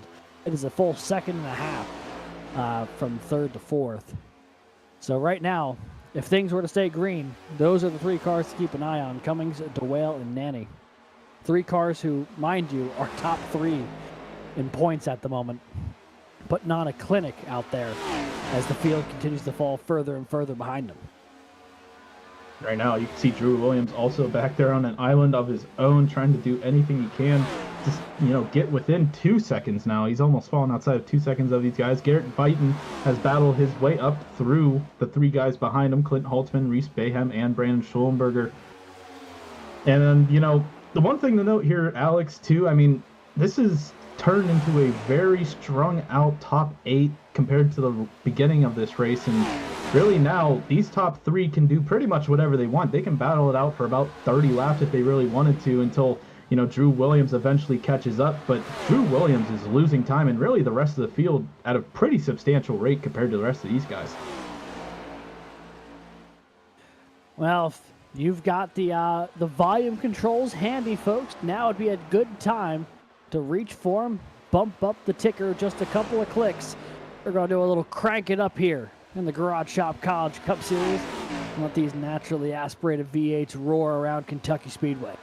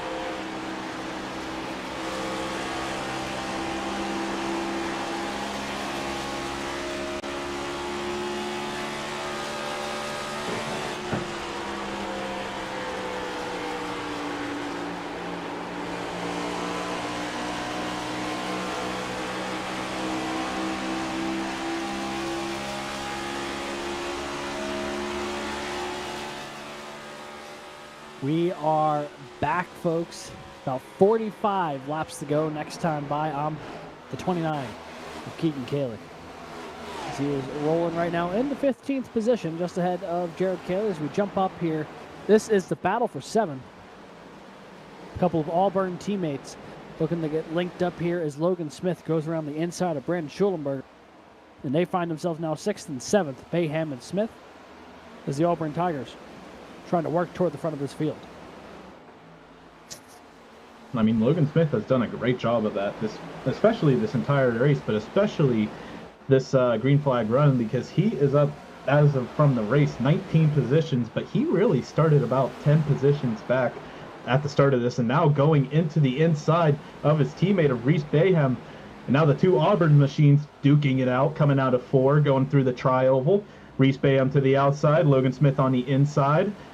You can see neither of them pretty much, they're given a lot of space, trying to make sure they can continue the race. And now Logan Smith able to get right by his teammate of Reese Bayham, and now Ryan Whitlock getting to the inside of Brandon Schulenberger, get up to the back bumper of Reese Bayham. And now Whitlock doing a great job of rebounding so far, looking for that 8th position, broke into the top 10 after having that misfortune at the beginning of the race, and now storming back. As you see, there's just a conga line trying to go to the inside of Brandon Schulenberger. And Schollenberger, I mean, who was using that inside line a ton earlier this race, now trying to use everything he can on the outside to defend every position he can. Great bounce back here from Ryan Whitlock. You see he's boxed in on all sides right now. Nowhere to go as he's trying to battle through the inside of a leaf. I'd also be remiss if we didn't mention that a couple laps ago, Daniel Nanny, under the Crank It Up, slid by Jake Cummings to retake the lead here with 43 laps to go.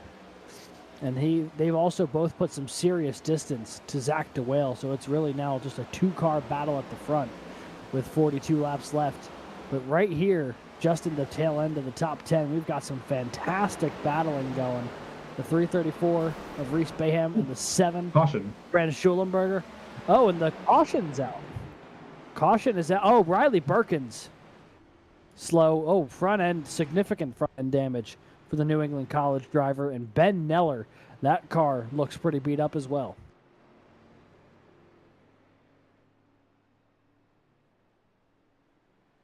Man, oh man.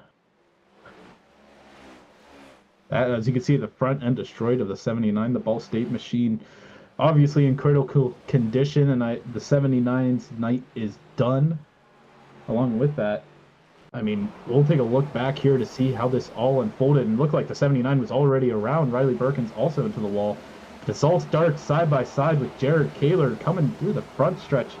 You can see Ricky Paz coming quick also there, and it looks like the 31 gets into the back bumper of the 79. The 79 overcorrects, like Alex said earlier. It's so easy to do that, and it collects to 2. Along with that, just a lot of front-end damage for a lot of guys here. The 43 also collected of Trey Lambrecht, and, everyone able to stay under all of this calamity up top, but a lot going on here. I believe that was within the top 15. While we're talking about that, everyone's sending it down pit roads. You see a little bit onboard action there. Riley Birkins hitting the backside of the 79. We'll see what the stewards deem that. And that is actually a penalty on the 31 for that incident. So the 31 probably has to take it back to pit road regardless, but unfortunately it probably ends both their nights along with the 43. You can see riding here with, I believe this is the Ben Neller, Ball State. You can see he gets thrown around there. Absolutely, a lot of whiplash there. As you can see, that is just unfortunate for the 79 from Ball State. Wow, I was rambling there. A lot of cars sending it down pit road.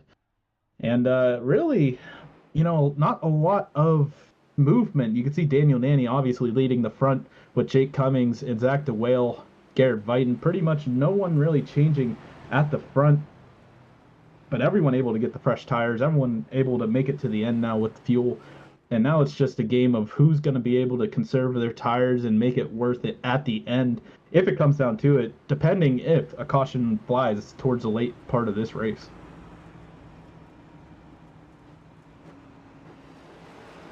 And I believe another car might have been involved. Ethan Decatur had the tow.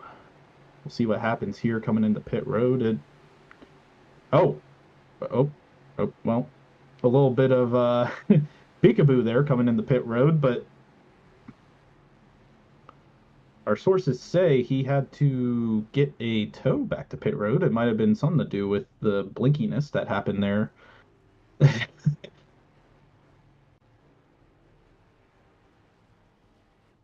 I don't know. I guess iRacing yet again is playing another one of those jokes on us. As you look at the rest of the field here coming out of pit road, I mean, we have the top 3 staying the same, and then behind, so we have Daniel Nanny leading the charge, Jake Cummings to his outside, Zach DeWale in 3rd, Garrett Vighton from ASU in 4th currently, ahead of Reese Bayham now in 5th.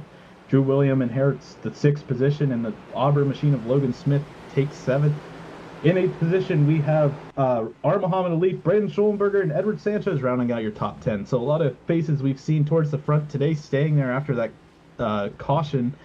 And Alex, what are we looking at here for this final green flag run, potentially? Well, I mean, realistically, we've seen them run about 40 laps green a couple times here. They should be able to take this thing all the way to the finish if they keep their wits about them. but it's definitely a long enough run. You got to make sure you take care of your tires, because 40 laps is a long time if you just try to go for it right here, right now. We'll see what the strategy is. The pace car peels away. They're going to make their way into the restart zone, and they are going to get the green flag. We are racing once again with 38 laps to go. It'll be Daniel Nanny and Jake Cummings leading them into turn 1. Single file for really the top 4 here. Now Reese Bam looking to the inside of Drew Williams. Drew Williams, we've seen him up here all day along with Reese Bayham. Those two have been really familiar with each other. There's a couple guys going into the wall there, everyone forgetting about cold tires. And you can now see Zach DeWale looking to the inside, Jake Cummings, along with Reese Bayham, Garrett Fighton, Logan Smith to the inside of Armaham Alif. A lot going on here in the top 10 through this restart. Oh boy, he's getting really tense there, Fighton. Bayham, Williams, 4th, 5th, and 6th. Barely an inch between them. Is up front, Daniel Nanny, Jake Cummings going at it for the lead. They're still side by side down the back straightaway. Cummings with a slight advantage going off into turn 3. Can Nanny wrap the apron to get the advantage he's looking for? It doesn't look like it this time around. So Cummings will take the point. Big move there from Nanny to hold on to the second. And now DeWale going to take a peek to the outside, and he might be taking more with him. Here goes Garrett Fighton climbing the hill to try to find a way around Reese Bayham.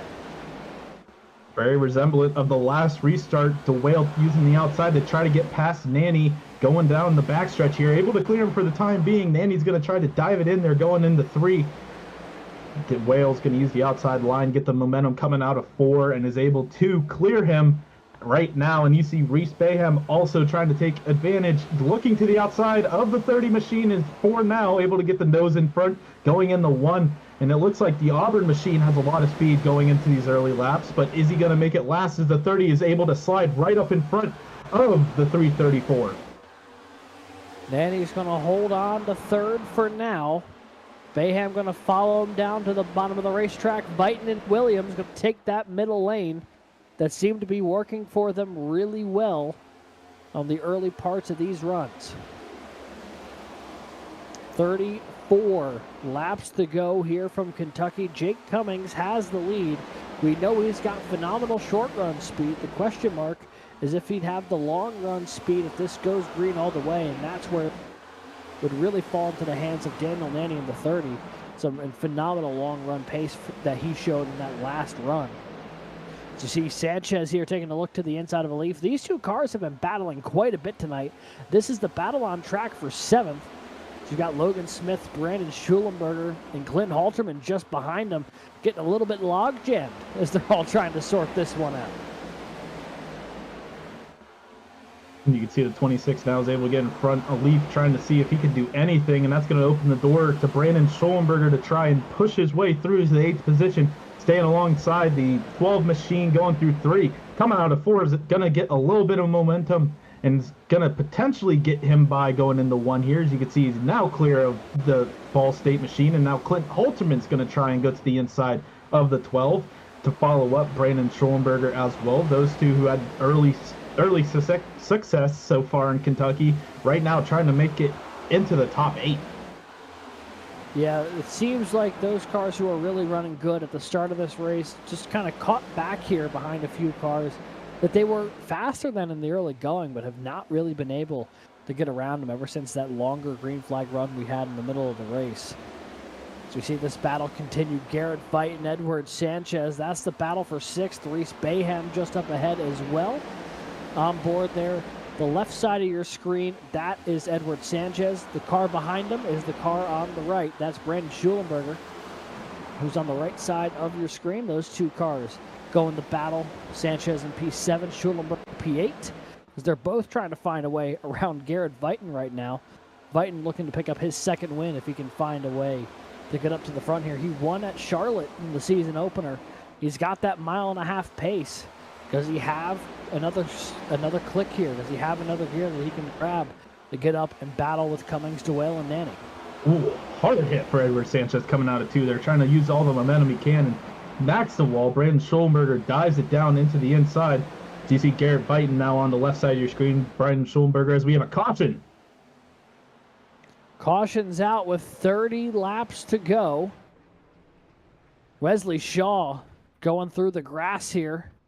I think that is in turn 3.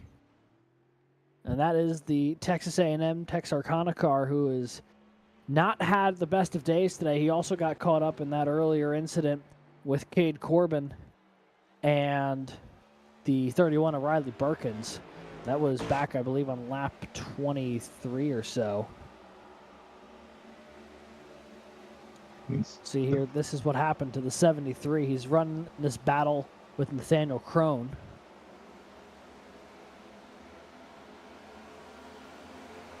I mean, pretty civil through 1 and 2, but you know, the incident occurs here, coming to the end of the backstretch. You can see, whoa. Yeah, that'll do it. That wasn't expecting that. A little bit of a, I definitely think there's a little bit of looseness going into coming out of 2 there. He made his way all the way down back straightaway. Crone was still there. And, take another look here. On board with Nathaniel Crone. Yeah, just gets tagged. Clips that inside wall. Bit of left side damage. Heavy contact there for the 73. And interesting situation happening on pit road right now, Brad. A couple of the cars from about 6th on back all stopped, but none of the top 5 did. So Schulenberger, Halterman, Vighton, they all stopped to get fresh tires. And, Cummings, DeWale, Nanny, Williams, Bayham, none of them did. So these guys are going to have to work their way through quite a bit of traffic. But they're going to be on noticeably fresher tires.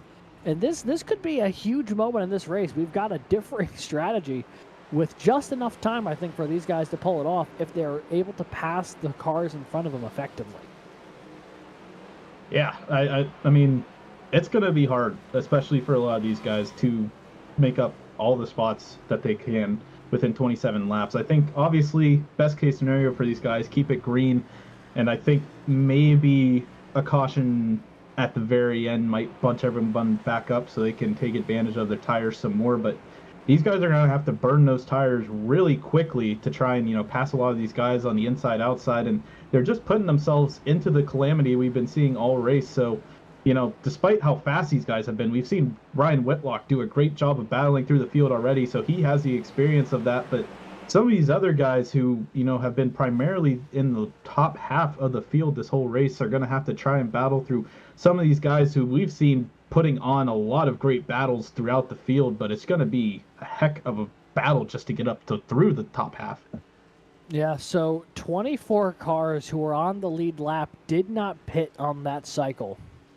The first car that did, Brandon Schulenberger, will be restarting 25th, along with Halterman, Whitlock, Vighton, Brennan Lyman, Nick Stockner, a bunch of cars there who came down pit road, will have noticeably faster tires, but has about 2/3 of the field to work their way through. So we'll see if they're able to have enough time to make this strategy kick in.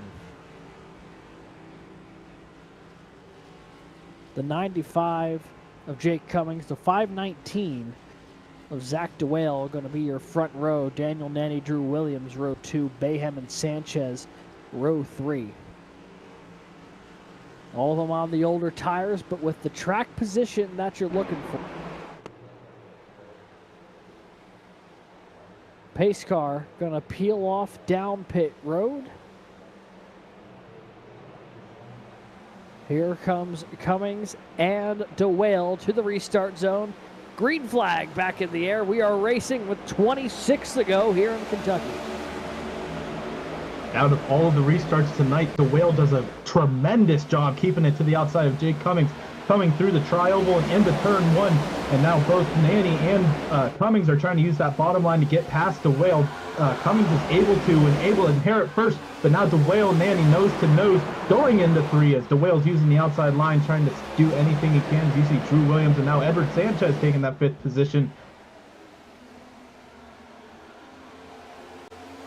Here we go, 25 to go. Cummings just ahead of Daniel Nanny. Williams and DeWale side by side for 3rd. Here comes the 100 machine.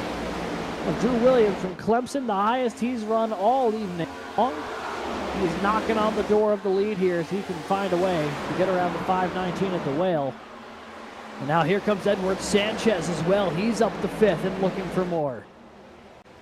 As Nanny took a peek to the inside, and 4 not able to get alongside Jake Cummings just yet, but is refusing to let the 95 get away. Drew Williams is going to dive it down to the inside of the 5:19. As both of them getting a great run out of 2, but it looks like the Whale might get a little loose, but a great push from Edward Sanchez is going to get him ahead going into 3. Sanchez is going to have to take it a little bit higher than he would like, but looking up towards the front here, the battle for the lead. Nanny ever so slightly getting up to the back bumper of Jake Cummings, and Cummings knows it. And these two can't really get unstuck from each other when this restart drops. And meanwhile, behind him, Sanchez got into the back bumper of DeWale, makes it 3 wide. Here comes the 26 ripping the fence. He hits the wall. That's going to cost him some time. And here comes Ricky Paz to the inside. The 19, the highest he's run all day. He's up from 18th, now to 6th. As Williams will clear for 3rd, 3 wide, 4th, 5th, and 6th. And now Sanchez maybe going to be able to clear DeWale here. It's looking possible through this set of corners. With the 519 doing a good job hanging right with him. And the 100 of Drew Williams starting to creep in to the picture here with Jake Cummings and Daniel Nanny. Less than half a second from the lead. And right now, I mean, it's going green. It seems like the 95 and 30 have it under wraps as they're going 3 wide here for the 4th position. As you have Edward Sanchez, Zach DeWale, Ricky Paz all battling it out coming through the tri-oval. Ricky Paz on the inside, DeWale in the middle. Sanchez leaving no room for DeWale. DeWale has to back out and now potentially gets stuck into another 3 wide situation. Nope, Reese Bayham's going to hold off and put himself behind the 519. And it's going to stay 2 wide as Muhammad Ali sticks it to the outside of the St. Clair machine, and absolutely no room between the two going through 3 and 4. Ricky Paz getting all he can ask for and more right now, holding on to that 4th position. Has a mirror full of Edward Sanchez. You can add Muhammad Ali and Zach DeWale to that mix as well. And meanwhile, up for, or I guess actually while we're watching this, you see here the Whale, the 519 starting to really fall off here from where he was running just a second ago. But the top 3 cars are all stacked on top of each other now. Cummings, Nanny, and Williams all really going after it here for the lead. Side by side for the lead with 20 laps to go. Cummings and Nanny, the top 2 cars in the points, looking to do battle here in the closing laps. And Drew Williams is keeping him honest because he is less than a car length away from them both. Nose to nose coming out at 2. Cummings on the outside, Nanny on the inside. Williams behind trying to do anything he can. But right now, Nanny's going to send it into 3. Get by the 95 as the time being. He's going to slide up in front of the 95. And now Jake Cummings has to figure out how to get that top position back from Daniel Nanny. But ever so slightly, you can see the momentum is on the 95 side as he goes back out to the outside. And it looks like right now, the only chance 95 has at this green flag run to take the lead back is right now. And you can see Nandy's able to use the horsepower and get up to about a car length of a lead for the moment. 95 going to take a look back to that middle lane here in 3 and 4. He's found good success with it here today, but has he shown his hand too early? There is a wreck on turn 3 and 4. I think Ethan Decatur was around, as is Brendan Lyman. The 56, University of Colorado, Denver. You can see he clearly not very happy with whatever just transpired there.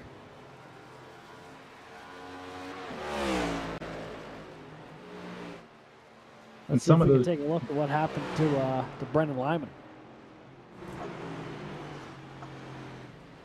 Through the beginning, mid part of this race, Brendan Lyman had a lot of speed, and obviously now we're going to take a look back at what happened. You can see the 56 battling it out right here with Andrew Burrell from the looks of it. The University of Colorado Denver machine to the inside of Burrell. As you can see, Burrell's taking that higher line going into 1. And Lyman's able to get past the 121 for the time being. Yeah, I think whatever happens here on this side of the racetrack in 3 and 4. Ooh. Oh, yeah. Just, this, oh boy, and then gets tagged again by Caleb Winslow. Starts, though, with Andrew Burrell and him.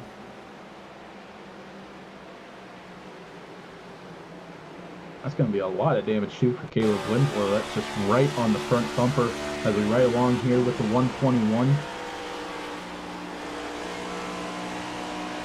can see the 121 obviously following suit, coming out at 2. And, you know, this is the perfect POV, obviously, to see what happens here. You can see Lyman in front just checks up a lot more than the 121. The 121 sends it in there and sends the 56 around. And that, I think the cars that is honestly going to benefit the most are the cars that came down pit road ahead of time, like the 7 of Brandon Schulenberger, like the 42 of Garrett Vighton.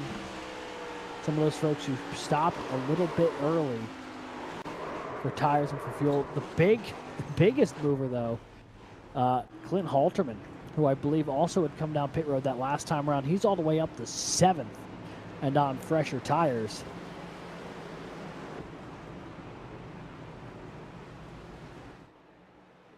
Also, I'm reading this correctly. Muhammad Alif, you know, taking the lead. Ball State currently 1-2. Yeah, all the previous leaders have just come down pit road. Folks like Jake Cummings, like Daniel Nanny, all of those folks, I believe, had just come down pit road, which has completely shuffled this field once again. Now they'll have the freshest tires, but the worst track position of the bunch. This race continues to show different strategies here.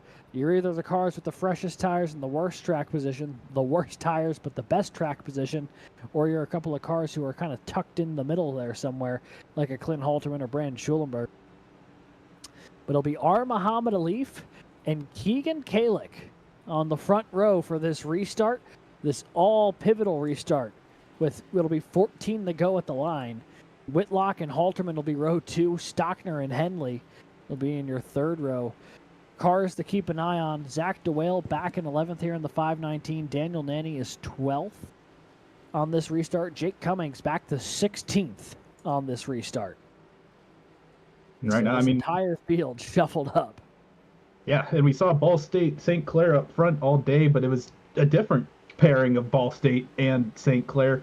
And now we have Muhammad Alif, Keegan Kalick up front, and a lot of other fresh faces who have not really been around the front. Also, Nick Stockner, Nick Henley also in 5th and 6th. So a lot of shakeups as it stands. But the pace car sending it back down pit road, the ever so long track down to the restart zone. Muhammad Alif ready. Keegan Kalick to the outside, and Muhammad Alif gets a beautiful jump going to the start-finish line.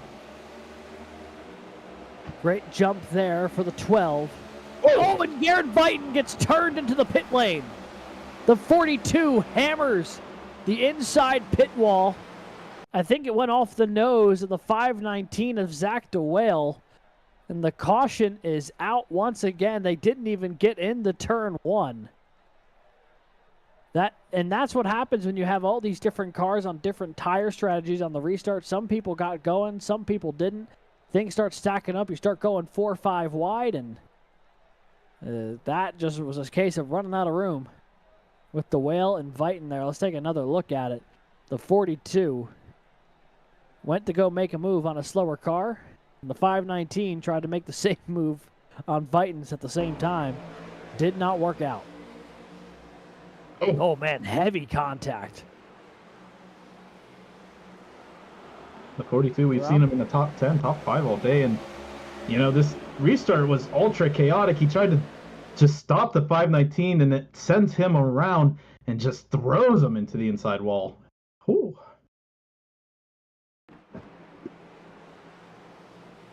We're going to take one more look at it here. And you see the 124 and the 7 get stacked up a bit. So the 42, once they get past the stripe, is going to dive down to the inside at the same time that the 519 gets a great run to do the same. And Vighton goes around off the nose and just collides with that inside wall rather ferociously. Tears up the front of that car, and what looked to be an incredibly promising day for Garrett Vighton looks to be what will be probably a pretty disappointing finish on something that he really did not have a ton of control over.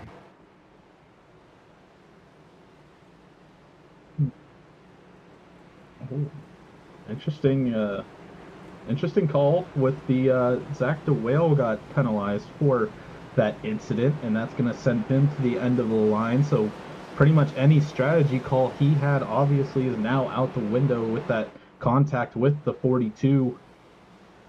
Now, you may as well bring it down pit road, get the freshest tires in the field, and just see what you can do, I guess. Yeah, exactly. And obviously that didn't shuffle anything because we didn't even make it into turn 1, really. But, I mean, Alex, looking at these top 7 right now, do you shift the front row? Shockingly enough, Whitlock got around Kalick, so there will be a different front row restart. But yeah, to your point, I mean, basically the order that we had will be the order that we get again without the 42 of Garrett Vighton, unfortunately. And I think we have a good little diversity here between the guys we've seen up front, really a lot of today, a lot of the mid-pack, and then also some guys we haven't talked about. So, Alex, out of these guys on the older tires in the top 7, do you think any of them are going to be able to hold off Daniel Nanny and all of these fresher tires? That is an interesting question with how close they are to the front now, though. Daniel Nanny all the way up to 8th, Drew Williams 10th. I'd be hard-pressed to believe it if this thing goes green to the end. So, unknown. But I would consider it unlikely. But while we have a second, folks, want to let you know about the newest thing happening here in the CIL. It's collegiateiRacingLeague.com. For more information about the CIL, including standings, schedules, how to join, and other news and information about all things Collegiate iRacing League, you want to head to collegiateiRacingLeague.com. Brand new for this season, with all the info you could ever need and more about how to be a part of the CIL. Once again, that is collegiateiRacingLeague.com right there on the bottom of your screen. Feel free to pay it a visit. Folks here at CIL put a lot of time and effort making it look all nice and fancy. You won't regret taking a peek in and seeing what fun things lay in wait. Speaking of laying in wait, the restart just about to get going here. Our Muhammad Alif of Ball State and Alabama Huntsville's Ryan Whitlock, the front row. St. Clair's Keegan Kalick, UNC Charlotte's Clinton Halterman, row 2. There'll be 10 laps to go, this time by from Kentucky. Into the restart zone they go. Alif and Whitlock going to lead them to the green flag. And a pretty solid restart there for the 81. He's going to stay alongside Alif as they make their way into turn 1. Just a huge checkup. As you see, Nick Henley's in the middle, Brandon Scholler, Daniel Nanny, and all these guys with fresher tires just going around the 64. You can see some more drama further on back, but it's calamity back here about Sanchez hard into the inside wall. Edward Sanchez just got torpedoed into the inside wall of the back straightaway. Caution is out once again. And that was a big-time wreck. I think he may have also got a piece of the 111 of Ethan Decatur.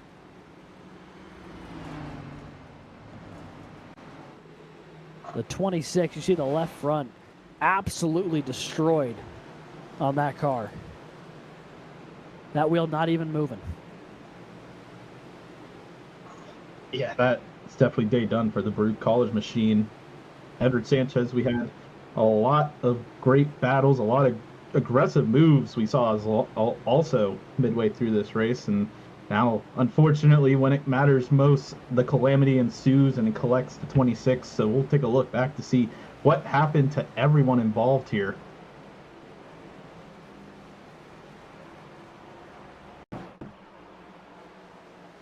So here is the replay. You see he gets up on top of 3 wide.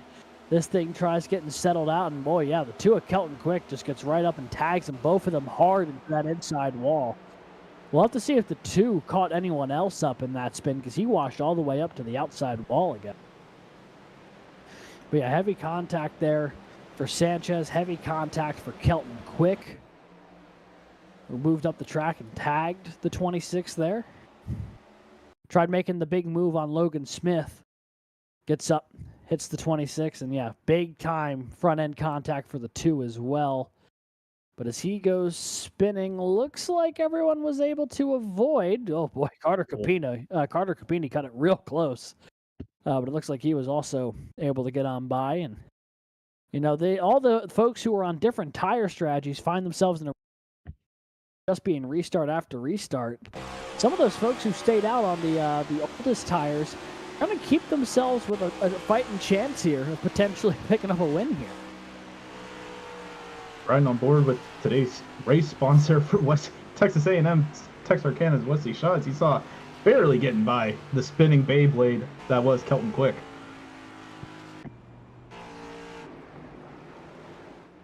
And this caution is going to take another couple laps off of this thing and get us to probably 6 to go, I'd imagine, when we hit the line.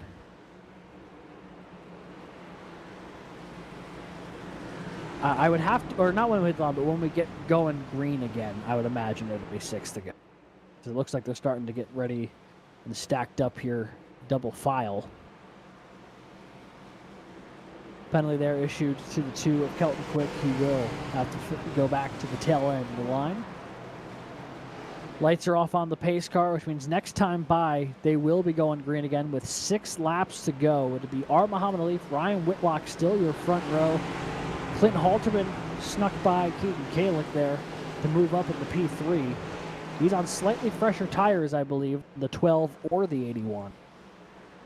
And you got the 124 and the 30 behind them. Of course, Daniel Lenny on fresher tires than everybody in front of him.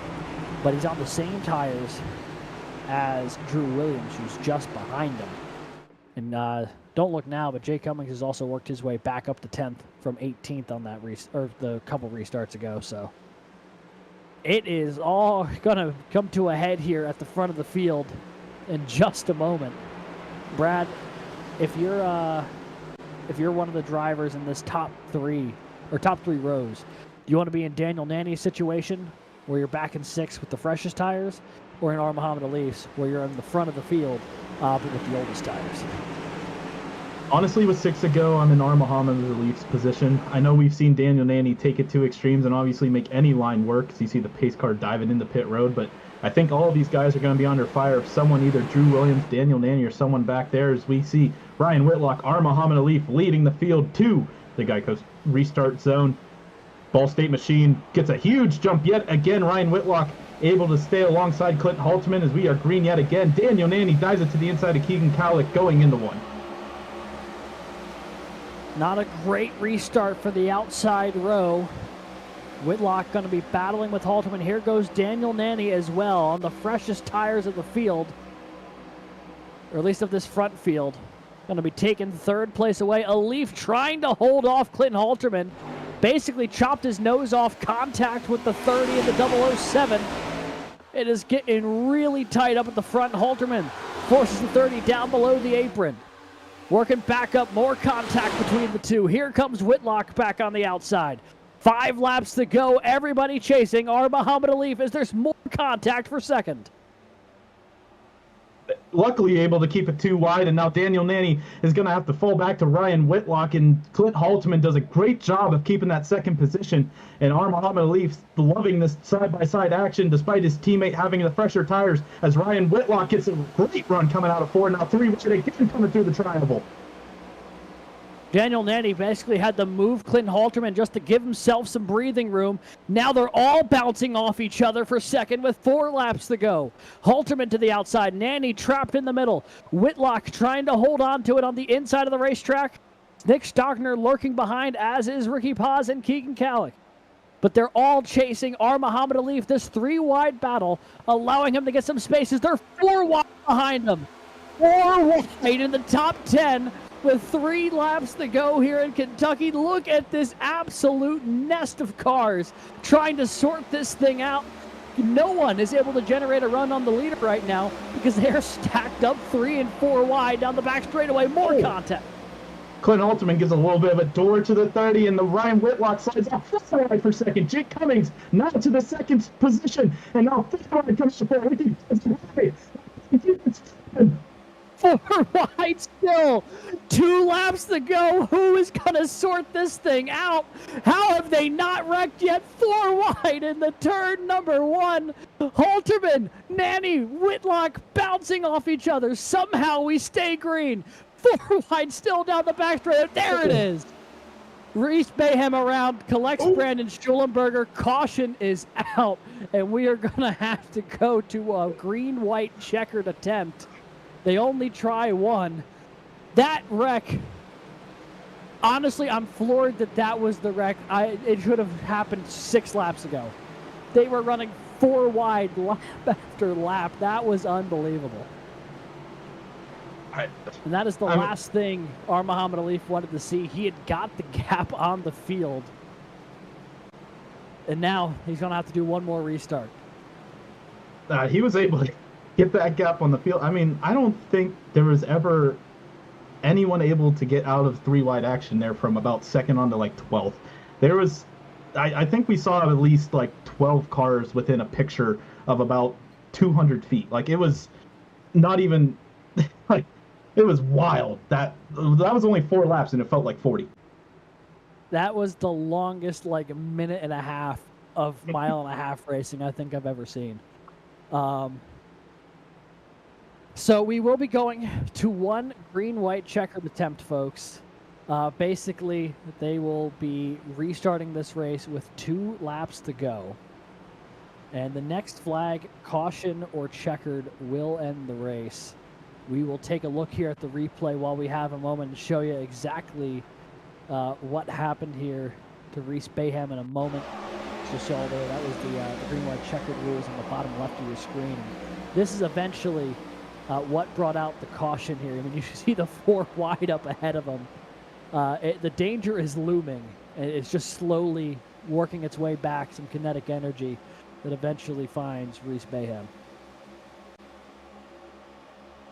And honestly, he's sitting in the best position. Right there, the fact that there wasn't the wreck right there is absolutely asinine to me. How did they find a way to get through 1 and 2 like that? I think about everyone just hit the wall. And the checkup just caused a domino effect that sent Esteban Munoz and Brandon Schulenberger into Reese Bayhem. A lot of damage for those 3, but I mean, really, all of those guys battling from about 2nd till about 14th had some type of battle scars or riding on board with the FIU machine. Just look at this. How did they not wreck until the exit of 2 here? That was unreal. And then eventually, it's only just because the 009 had such a run trying to get below the 334, just as Bayhem trying to do the same thing. And eventually, they end up together. But, I mean, I think it was 4 wide. All 4 of them were leaning on each other for 2nd here at Kentucky, and somehow that wasn't the initial part of the wreck. Unbelievable. Well, let's set the stage here for the final restart of the day. It's going to be our Muhammad Alif as the control car on old tires. Jake Cummings on significantly fresher tires lines up first on the outside row. He's looking to steal a win here today to get his 2nd win of the season. Ricky Paz and Drew Williams sit 3rd and 4th. They're both up plus 12 or plus 14 spots here. They've been some big movers and have a good a chance as anybody right now sitting in that 2nd row. Then you've got Daniel Nanny, Clinton Halterman, winners of a combined 7 races this season, 10 that we've run, who sit in 5th and 6th. Logan Smith, Jared Kaylor, Nick Stockner, Ryan Whitlock. And it is just anyone's bet how this is going to finish. Remember, the next flag, when we take the green here, will end the race, whether that is the checkered or the caution flag. This green-white checkered brought to you by the Maconi Setup Shop. Your home for setups, paint schemes, coaching, and more. Is the pace car going to peel off down pit road for the final time here tonight? Alif and Cummings ready to go. Stacked up, rolling into the restart zone. Green flag back in the air, and we are overtime racing in Kentucky. A good launch for the inside row. Ricky Potts beautifully pushing our Muhammad Alif out in front, and Daniel Nanny's going to follow as well. Jake Cummings is the only one sitting on that outside as time going through turns 1 and 2. 3 wide yet again for second position. Jake Cummings, Daniel Nanny, Ricky pauses. Cummings gets a huge run down the backstretch. And here goes Nanny to the inside, trying to take the win away from his teammate. Door to door for the lead off of turn 4. They make contact. Here goes Ricky Paz to the bottom, jams up the back bumper of the 30, white flag in the air, 3 wide still for second. Nanny's got the lead. How are they going to sort this one out? Alif and Cummings, door to door, banging off each other there in 2. Heavy contact into the wall. Big wreck down the back straightaway, almost, but not quite. And going through 3 and 4 for the final time.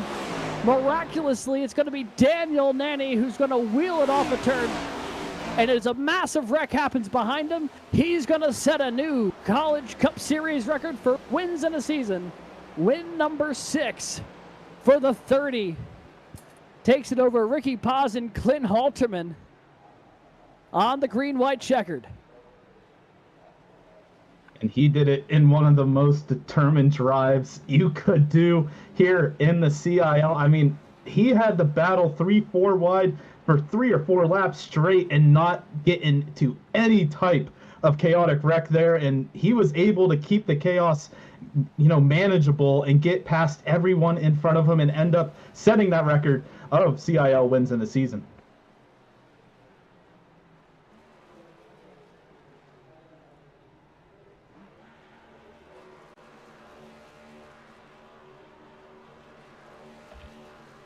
So burning it down on the front straightaway is the 30. Daniel Nanny celebrating win number 6, adding just that little bit extra to that championship lead that he had coming into tonight's race. Ricky Paz, Clinton Halterman, your podium finishers here. Unbelievable stuff. I mean, just an exhausting finish to that race. From about 10 to go to there. That was just, I don't even know what to say. I feel exhausted calling the end of that race between all the 4 wide stuff before the green-white checkered and then the green-white checkered having like 3 different leaders at the end. That was just unbelievable, Brad. Yeah, I have no words. I literally couldn't even speak through the entirety of that second to last green flag run. That wreck that we saw coming to the checker deeper in the field in turns 3 and 4, I believe that was Esteban Munoz, Nick Stockner, Trey Lamprecht, amongst others, who got caught up in that one. But we're going to cut to a quick commercial break and get things sorted out here. When we come back, final results from this race here tonight in Kentucky. The Eagles Derby Dash 200 presented by Tammet Esports. And, of course, interviews with your podium finishers. You won't want to miss that. We will be right back with that one.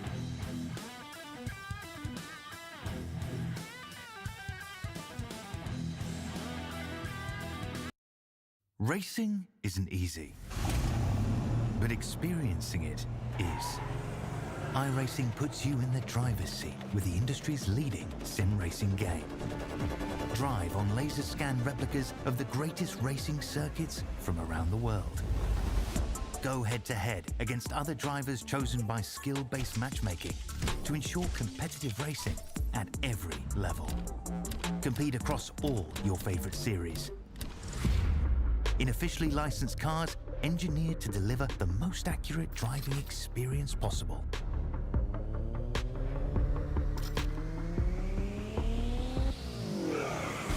Join a race or host your own with players from across the globe.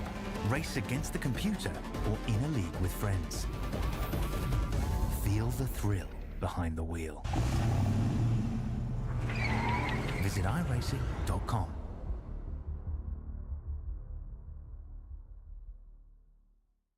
When you want to be the best, you can't settle for the rest. For anything on iRacing, there's just one name you need, Maconi. With the launch of Maconi Entertainment and Maconi Competizone alongside Maconi's Setup Shop, we now provide the best of the best in setups, paint schemes, coaching, broadcasting, and event organization. With cars across all 4 license classes, we have what you need to hit the track with confidence. Grab a subscription and save money while going fast at MaconiSetupShop.com/subscriptions. And remember, at Maconi Setup Shop, there are setups, but your victories.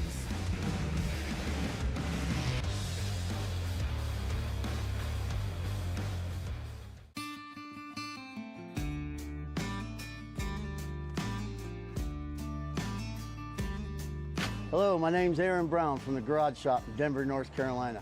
We're here at the famous Bonneville Speedway in Wendover, Utah. One of the most harshest environments on the planet to race in, and that's why we need the best tools Snap-on has to offer. What we use here to pump up the oil in our race engines to prime them is this Snap-on screw gun.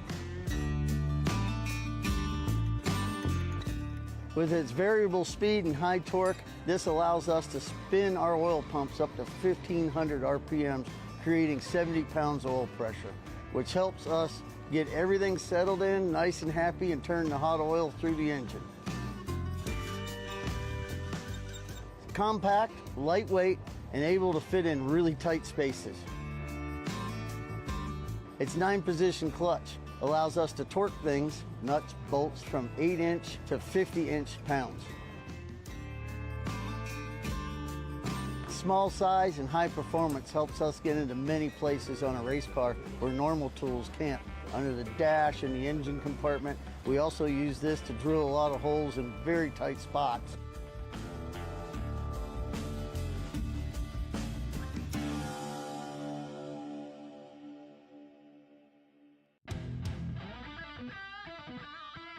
Welcome back, folks. What a finish we just had here at Kentucky. Say what you want about this track, but mile and a halves in the next gen car seem to always fit perfectly. We had that happen here once again. The Eagles Derby Dash 200 did not disappoint. We're going to be joined now by our race winner here tonight, Daniel Nanny, the Ball State driver. Hey there, Daniel. This is Alex and Brad in booth. You got a copy? Yes, sir. There it is. Win number 6 on the season. Garage Shop College Cup Series record for wins in a season. But Daniel, seems like that you had to battle about a third of the field in the final 10 laps to get up to the front, take that crown. What was that experience like? I mean, there was a point there where you're running 4 wide, and I'm pretty sure all 4 of you bouncing off each other in 1 and 2. How on earth did you keep yourself in contention here tonight? That was terrifying. I was scared in those last 5 laps before that final caution.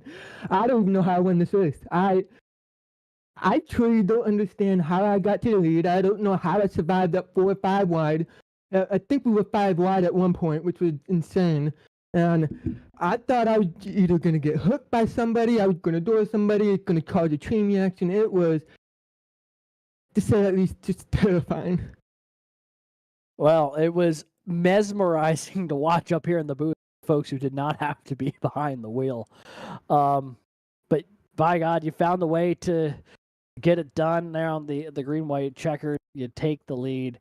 I'm just kind of at a loss other than, I guess, have you ever had to run 5 wide win at Kentucky? I don't know if that's a sentence that anyone's ever had to say. That was the first for me. I'm pretty sure that was the first for everybody in this league. That was some of the most fun, but yet most terrifying racing I have ever been a part of. I mean, it's a perfect way to put it. Daniel, I mean, win number 6 on the year.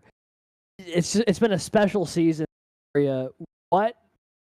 How are you feeling now, knowing that you've got the new record for most wins in a season? Imagine that. Well, I mean, feels pretty cool. I think I tied Morton with 6 wins, so I'm hoping within the next 3 races I can at least win number 7 and take sole possession of that win record. Daniel, I guess gotta say, congrats on the win. You had to go out there and take it tonight, and you found a way to make it happen. Anyone you'd like to shout out here to celebrate your victory here tonight? It was a hell of a show. Yeah, first and foremost, I gotta shout out everybody who was a part of that race, and that was some of the best racing this league probably ever seen. And the fact that we kept it clean 4 or 5 wide for as long as we did, that was impressive, and I am extremely proud of everybody who made that happen. And of course, I got to shout out Ball State University and the entire esports organization for giving me this opportunity to race for them, and I'm happy to finally take it to victory lane as many times as I have for them, and I'm hoping just to bring home the championship as well. And last but not least, I got to shout out the sponsors on the car, Pepsi, Ball State, like I said, and yeah, that's it. All righty, Daniel, congrats on the win here tonight. Thank you for joining us up here in the booth. And go celebrate with the team. It was hell of a push. And congrats again. Thank you guys so much. I appreciate it. All right, and that was race winner Daniel Nanny, who picks up the victory here tonight in dramatic fashion. Brad, I believe, is standing by here with surprise second place finisher Ricky Paz. Third. We're here with Ricky Paz. Welcome up to the booth, Ricky. You got a copy? Hi, is this the booth? I've never been here before. What is this? What is this? It's a second place finish for the ECU 19 Chevrolet Vortex Motorsports Duolingo Racing, dude. I cannot believe it. I'll let you ask the questions, but I'm so excited. I can't believe it. I'm so happy to hear them because I'm right now. I mean, those closing laps was absolutely chaotic, and you had some phenomenal moves towards the end, forcing it 4 wide, getting in great positions to finish second here tonight. Just take us through those final laps, your mindset, and also just how everything was working for you in that car. Yeah, I was a little worried about tires. I was pushing what I could, but honestly, I didn't know the limits of the car. I don't pretend to be good at oval racing or anything. I enjoy it a lot and I have a grand time, but a lot of these other guys know way more than I do. So I thought that our car and my pace was good for a top 15 at best. We were fighting for the top 10 all day, but with about 40 laps to go, we took our second to last set of tires, and we had a couple of cautions in there. And I just thought I'd need the tires at the end. I don't want to take the tires too early. So I think we pitted at the right time. I had Edward Sanchez and I were working together.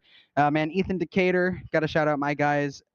And we just thought that was the best pitch strategy. And then I think I restarted like 12th or 14th or something. And, every caution, I think I was like 11th. And then I think I was 8th. And then when I restarted 8th, that was those 4 wide and 5 wide moves. And like I said, I don't pretend to be good at this thing or anything. I thought there's room there. Let me try it. And it worked.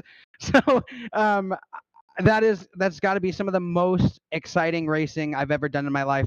I really want to win one of these things. I've been here for so many seasons, but I don't think that I've ever been so happy with finishing second place. This mindset that I had of just like, let's just try it. I think I've been here many seasons, and at this point, like, I'm not gonna go out and win everything. So try something different, and it worked out for us today. And was finishing on the podium here today on your bingo card. I mean, it feels like there could have been 15 cars that all could have thrown themselves at second place with all the chaos that happened, but you came out victorious. Was this in the expectation? I know you said you were planning on maybe a top 15, but like, did you ever imagine Kentucky being the place for that podium? I think like lap 1 through 115, I was like, wow, I really hate Kentucky. Like, this is not fun. And, I just felt like our pace wasn't there. But, looking inside of my racecraft and looking at my string of finishes lately, we did our Iowa FC doubleheader last week, and I had my first student win last week. I finished 3rd place. So first podium in IndyCar since the FC series has moved to IndyCar, and I was the first place student. So I thought, well, like, that's it. Like, I'm not gonna go up from here. And wow, P2 here, I really didn't expect it. I thought our pace wasn't there, but I'm really, really excited, and I hope that everyone that was watching had the best time of their life, because this replay is gonna be fun to watch back. And then one last question here. I mean, you've talked about your road course prowess, and going into next week with Chicago street course, and even very different tracks than Kentucky here. How are you feeling with the second place finish and going forward with this success? I don't pretend to be good at anything, but I feel like I have a lot more confidence going into somewhere like Chicago Street. I absolutely love the place. It's actually my home race. I'm an ECU driver now, but grew up in Indiana, 45 minutes away from Chicago. So I consider that my home race, and I'm so excited to turn left and right and back left a little bit too, because you're gonna have to overcorrect the car next week. It's gonna be a good race, but we're gonna have to tame those bumps. We're gonna have to kiss a couple walls, and we're gonna have to keep our nose clean to have a good finish. I think we can. I think we can do something all right over there. Oh, sounds like it's going to be a great week here going into next week. But Ricky, one last thing before we let you go. Who would you like to shout out tonight? I got to shout out the broadcaster, Mr. Christian. Thanks for doing all you do. A good member of our admin team and an awesome colleague to work with. Got Alex and Brad in the booth. They're bringing the exciting action. Got to thank them as always. Got to thank the Vortex guys, specifically Ethan Decatur and Edward Sanchez for racing with us. Cooper Ross for being around and helping us out. I gotta say thank you and I love you to the love of my life, Hallie, and I gotta say hi to my parents and my siblings. And just thanks to the admin team and everyone that supports. This is some great racing, and I'm excited to be here. Well, Ricky, great drive tonight, and we'll see you next week at Chicago, your home track. Sounds great. Thank you, gentlemen. And that was your second place finisher, Ricky Paz from East Carolina University. And we're going to send it back up to the booth with Alex Yannian with our third place finisher. Clint Holtzman. Hey there, Clint. This is Alex and Brad in the booth. You got a copy? I got you guys. Well, we get to talk to you once again, thrilling win last week for at Iowa. And, maybe not the win here tonight, but thrilling can definitely be translated from last week to this week as well. We asked Ricky, we asked Daniel, got to know from your point of view as well. Talk to us about that last 10-lap stint or so. People are running 4 or 5 wide. They're just leaning on each other into the corners, racing about as hard as you physically can without just dumping the entire field. I mean, that was insane to watch, but I can't even imagine what that feeling must have been like behind the wheel. Yeah, that was pretty crazy. It's weird at these 1.5 miles in this car. They almost turn into super speedways on these restarts, especially when they get down late. And I don't know. I was like, I kind of feel like I have a little bit more. I'm not really I don't really have a shot at the championship, so I'm kind of just focused on. I want to win races, so for me it was kind of like I felt like I had a little more freedom since I have the 2 wins.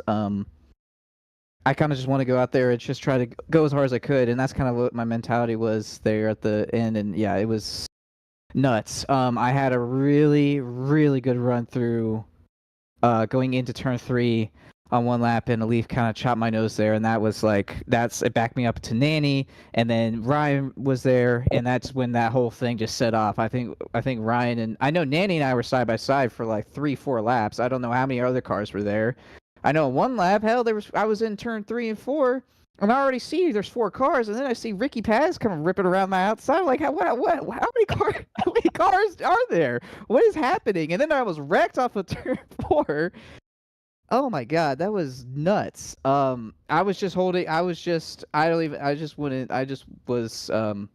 completely, I guess, locked in, as the kids say, there.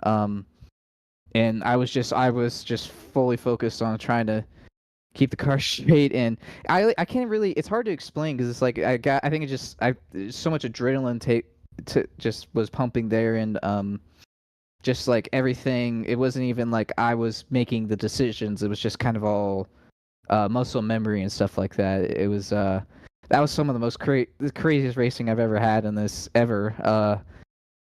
I don't know how. I props to Nanny. We bounced off each other a couple times, but I find it funny that we went side by side for like 3-4 laps, and then we didn't wreck. It was some other people, but. Man, there's a great photo that I think Ryan Whitlock put into one of the chats here earlier, showing that thing that you were talking about, where it's you and Nanny in the middle of four wide, and like everyone is compressed and is bouncing off each other, and by some, who knows how astronomically low the odds might have been for it was the two cars in the middle of all of that who have found their way onto the podium whenever no one else in that group did. Clint, I mean, you look at the past couple weeks, a win at Iowa, another podium here tonight at Kentucky. I got to imagine you're feeling pretty good about how you're closing the season here. It feels like you're building a lot of momentum going downhill into a track that I think you would probably, at least from outside perceptions, would look pretty comfortable at with Chicago Street Course next week. Yeah, it's kind of been a dream couple of weeks here. Kind of started with that Atlanta win, getting the win last week at Iowa.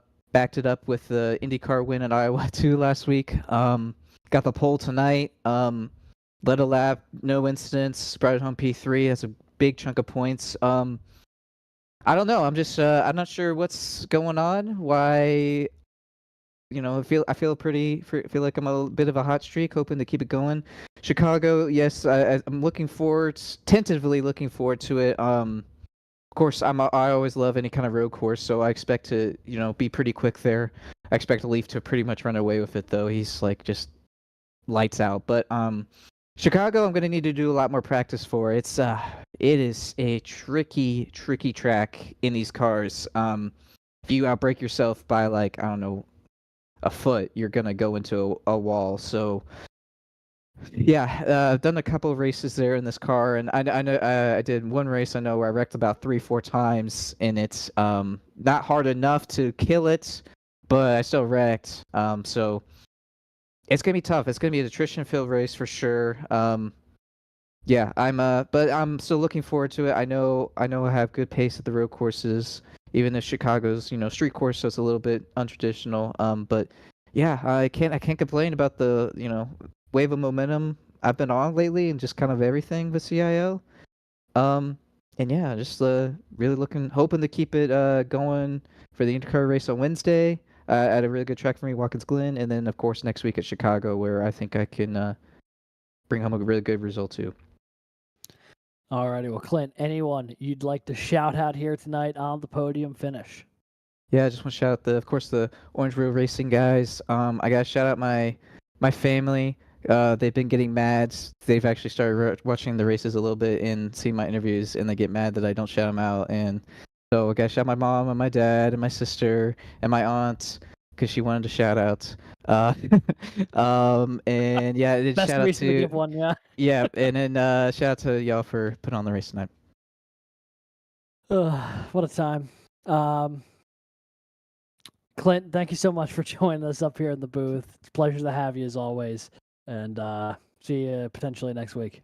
All right. Thank you, guys. All right, that was third place finisher Clint Halterman in the 007 for UNC Charlotte. We got one more surprise interview for everyone here tonight, everyone who stuck around. Want to welcome into the booth here tonight Wesley Shaw, who had himself an absolute roller coaster of a night. Brad is catching up with him now. Wesley, you got a copy? Yes, sir. Well, you've been everywhere tonight, involved in stuff up and down the scoreboard. Take us through some of the highlights and just overall lights of tonight. I just want to start off by saying I am genuinely shaking at that finish. Like, if y'all can see the camera, I am genuinely shaking. Yeah, we can see that through here. So, starting off the night in practice, I was holding 11th and I was ecstatic. So I was taking photos left and right of just holding 11th place in practice alone. Going into qualifying, I kind of ditched it up a little bit.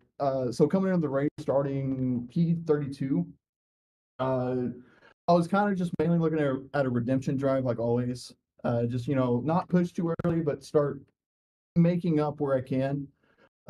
Got up into P24, and that first caution came out, and I'm like, oh, sweet, 18, 20 laps in, let's, get some tires, freshen up, get everything. So kind of drop down, I think P26, like that, and we keep going. And eventually, I get hit by number 31, I can't remember his name, but whoever the white car is, that huge caution. I just get door panged, and I'm so sad. I'm disheartened. I've got the worst luck the past 2 weeks, just getting wrecked out, man. Uh, Bring it to the pits, try and take whatever damage, get more tires, fuel, whatnot. Then just kind of living through the race, living with my bad luck, and eventually we get into the accident with Nathan Crone, which I'm sorry, Nathan. I'm sorry, man. That was my fault. Go a lap down, trying to fix all the damage. We come back out. I didn't know challenging a call would result in a possible suspension of a race, which I want to say thank you, Alexander Diamond, for letting me have a takesy backseat because I genuinely just thought it was an EOL. So at this point, I've got the worst luck. I'm a lap down. I'm just not coming out of the pits. We get the lucky dog. Come back on the lead lap and sitting P30. And the last few strings of cautions, we just kind of make up little by little until that last green white checker, and I'm sitting P26 coming into turn 1 and 2. They wrecked high side on me, and I'm like sitting there hoping for a P20. P20 would make my night. I'm worse luck. They wreck. I'm sitting probably P19, and then we get around 3 and 4, and Trey Lambert, the 009 car, and another car wreck, and I part them like Moses in the Red Sea. And I am shaking at the finish of a P16, and I just want to say I've had the worst and the best luck tonight, and I don't know how. Well, Wesley, while we got a second here, I got to ask you, obviously, Temmett's been sponsoring a couple different races this year, and obviously this being one of them. And you got to have a roller coaster from start to finish tonight in a race that they're putting together. What has it been like driving for Texas A&M Texarkana this season with the amount of support that they've putting behind the league and the program? Oh, dude, it's life-changing. I went from being a high schooler, not knowing really what I'm going to do after high school, to like getting the offer to come here, and being able to race with these guys is amazing. Having all this support, it's life-changing. Back in high school, we didn't have any support. I was pretty much just by myself. Here at TMUT, I've had everything I could ever ask for. I've had the greatest coach, the greatest teammates, the greatest spotter of all time. And it's been a rocky past couple of seasons, but I have to say I do not regret a single second of it. I love racing with these guys. I'm going to race with them the rest of my life. And then one last question here, Wesley, before we let you go. Who would you like to shout out here tonight? Well, I didn't do it last time, and I got chewed out for it, but I want to shout out my spotter, James Harris. He's the one who made my paint schemes. He's the one who spots for me, coaches while I'm driving. Shout out to Rick for being the esports director and letting me have the opportunity to race with y'all. And shout out to him again for, being able to give us this amount of support and doing all the work that he does behind the scenes of just letting us have this much fun and sponsoring these races. And shout out to Alexander Diamond for giving me something I probably absolutely do not deserve. Well, good to hear. Good to had a really solid result here, Wesley. Happy that you're having a great time here in the CIL. And, there's 3 races left, 3 completely different courses than Kentucky. But hopefully we'll have you, we'll see you up in the booth again, one of those 3 races. I'm hoping so. Let's hope for a P1. Yeah, let's go for it. All right. Have a great night, Wesley. Thanks again for joining us. Absolutely. Thank you. And that was Wesley Shaw from Texas A&M Texarkana. And Alex, I think that leads us into our results tonight. That it does. So final results here tonight from the Eagles Derby Dash 200 at Kentucky. Daniel Nanny wins over Ricky Paz and Hilterman. Talk to them. Tonight, R. Muhammad Alif, Logan Smith rounds out your top 5 for Ball State and Auburn. Drew Williams, Jake Humming, 6th and 7th for Clemson and Converse. UNC Charlotte and Jared Kaylor is 8th. Ryan Whitlock in the 81 for Eatsville, 9th. And Jason Wallet for Drexel University rounds out the top 10. Just to preface this next 10, there's a lot of guys that jumped up a lot, so I'll highlight it when that happens. But Brandon Schoenberger from Wingate University finishes 11th. Ethan Decatur, starting 31st, finishes 12th today. Keegan Calick finishes 13th from St. Clair College. Robbie Hotchkiss from New England College finishes 14th, up from 23rd. Finishing 15th, Roger Primo from Paul Smith College started 35th. Wesley Shaw from, obviously, Texas A&M University, Texarkana, finishes 16th after starting 32nd. Zachary DeWale finishes 17th from St. Clair. Carter Copini from Paul Smith College finishes 18th after starting 36th. And then we have Grant Schiller from St. Clair College, started 29th, ended up 19th. And Reese Bayham from Auburn University rounds out your top 20. Sorry about that. 21st here tonight, Caleb Winslow from East Carolina University, Andrew Burrow and Nick Stockner, a couple of Clemson teammates, 22nd, 23rd. Michael James, 24th here tonight for Drexel. Cade Corbin, 25th. Alabama Huntsville. Esteban Munoz, 26th for FIU. Trey Lamprecht, 27th, just ahead of Nick Henley. Brennan Lyman and Edward Sanchez rounding out the top 30 here tonight. And the rest of your field here that got into some unfortunate circumstances. Kelton Quick finishes 31st from Ball State. Garrett Vighton from ASU finishes 32nd. Nathaniel Crone from the University of Toledo finishes 33rd. Riley Perkins from New England Colleges finished 34th. Ben Neller from Ball State finishes 35th. And rounding out your running field tonight is Matthew Nordberg from North Carolina State. And that is going to do it for our coverage here tonight from Kentucky. Man, what a crazy finish that we got here tonight. That was... I don't really know what to make of that race other than there were a couple of periods where things really got settled in. Nice, 40 laps so run. Caution would come out. Everyone, its tire stacks back up. And then we got to whatever happened in the final 10 laps. Was so wildly different from anything we had at any other point in tonight's race. It towed the line between the greatest and the most insane thing I think I've ever seen. Yeah, I mean... we didn't see too much three-wide racing up until that point. If it was anything, it was literally just diving into the corner and someone would back out, and then you get to that last two green flag, run, and it was just pure insanity with consistent 3-wide, 4-wide, 5-wide. Nothing I don't think could prepare you for that ending. No, absolutely not. Well, for everyone who's been watching, I appreciate you coming out to join us for this race at Kentucky. We've only got 3 races left this season, and it's coming down to a couple of fun ones. The Chicago Street Course is up next. That is kicking off next week, Monday, 8:30 p.m. On April 7th. You won't want to miss that. Last road course for the year, and third to last race of the season, and it's going to be a fun one. You're not going to want to miss that, especially after everything that's happened here to Kentucky. I'm sure there's going to be a lot of folks running pretty hard in that one, trying to make up for some stuff here tonight. But if you don't want to wait a whole week to your next race here, obviously you can watch the FC race this weekend at Watkins Glen. Producer Christian will be racing in that one. So if you want to see Producer Christian get behind the wheel and quote, hey, this is his quote. He says he's going to win. So if you want to see him go out there and win that race, tune in Wednesday night. That is April 2nd, 8:45 p.m. to see Producer Christian can pick up the victory there. That's the only race that we are streaming this week before the next College Cup Series race. So tune in to Watkins Glen for FC. But for everyone here at the CIL, all the admins, all the stewards, all the volunteers, producer Christian Hill, co-commentator Brad Daniels, I've been Alex Gagnon saying thank you so much for tuning in.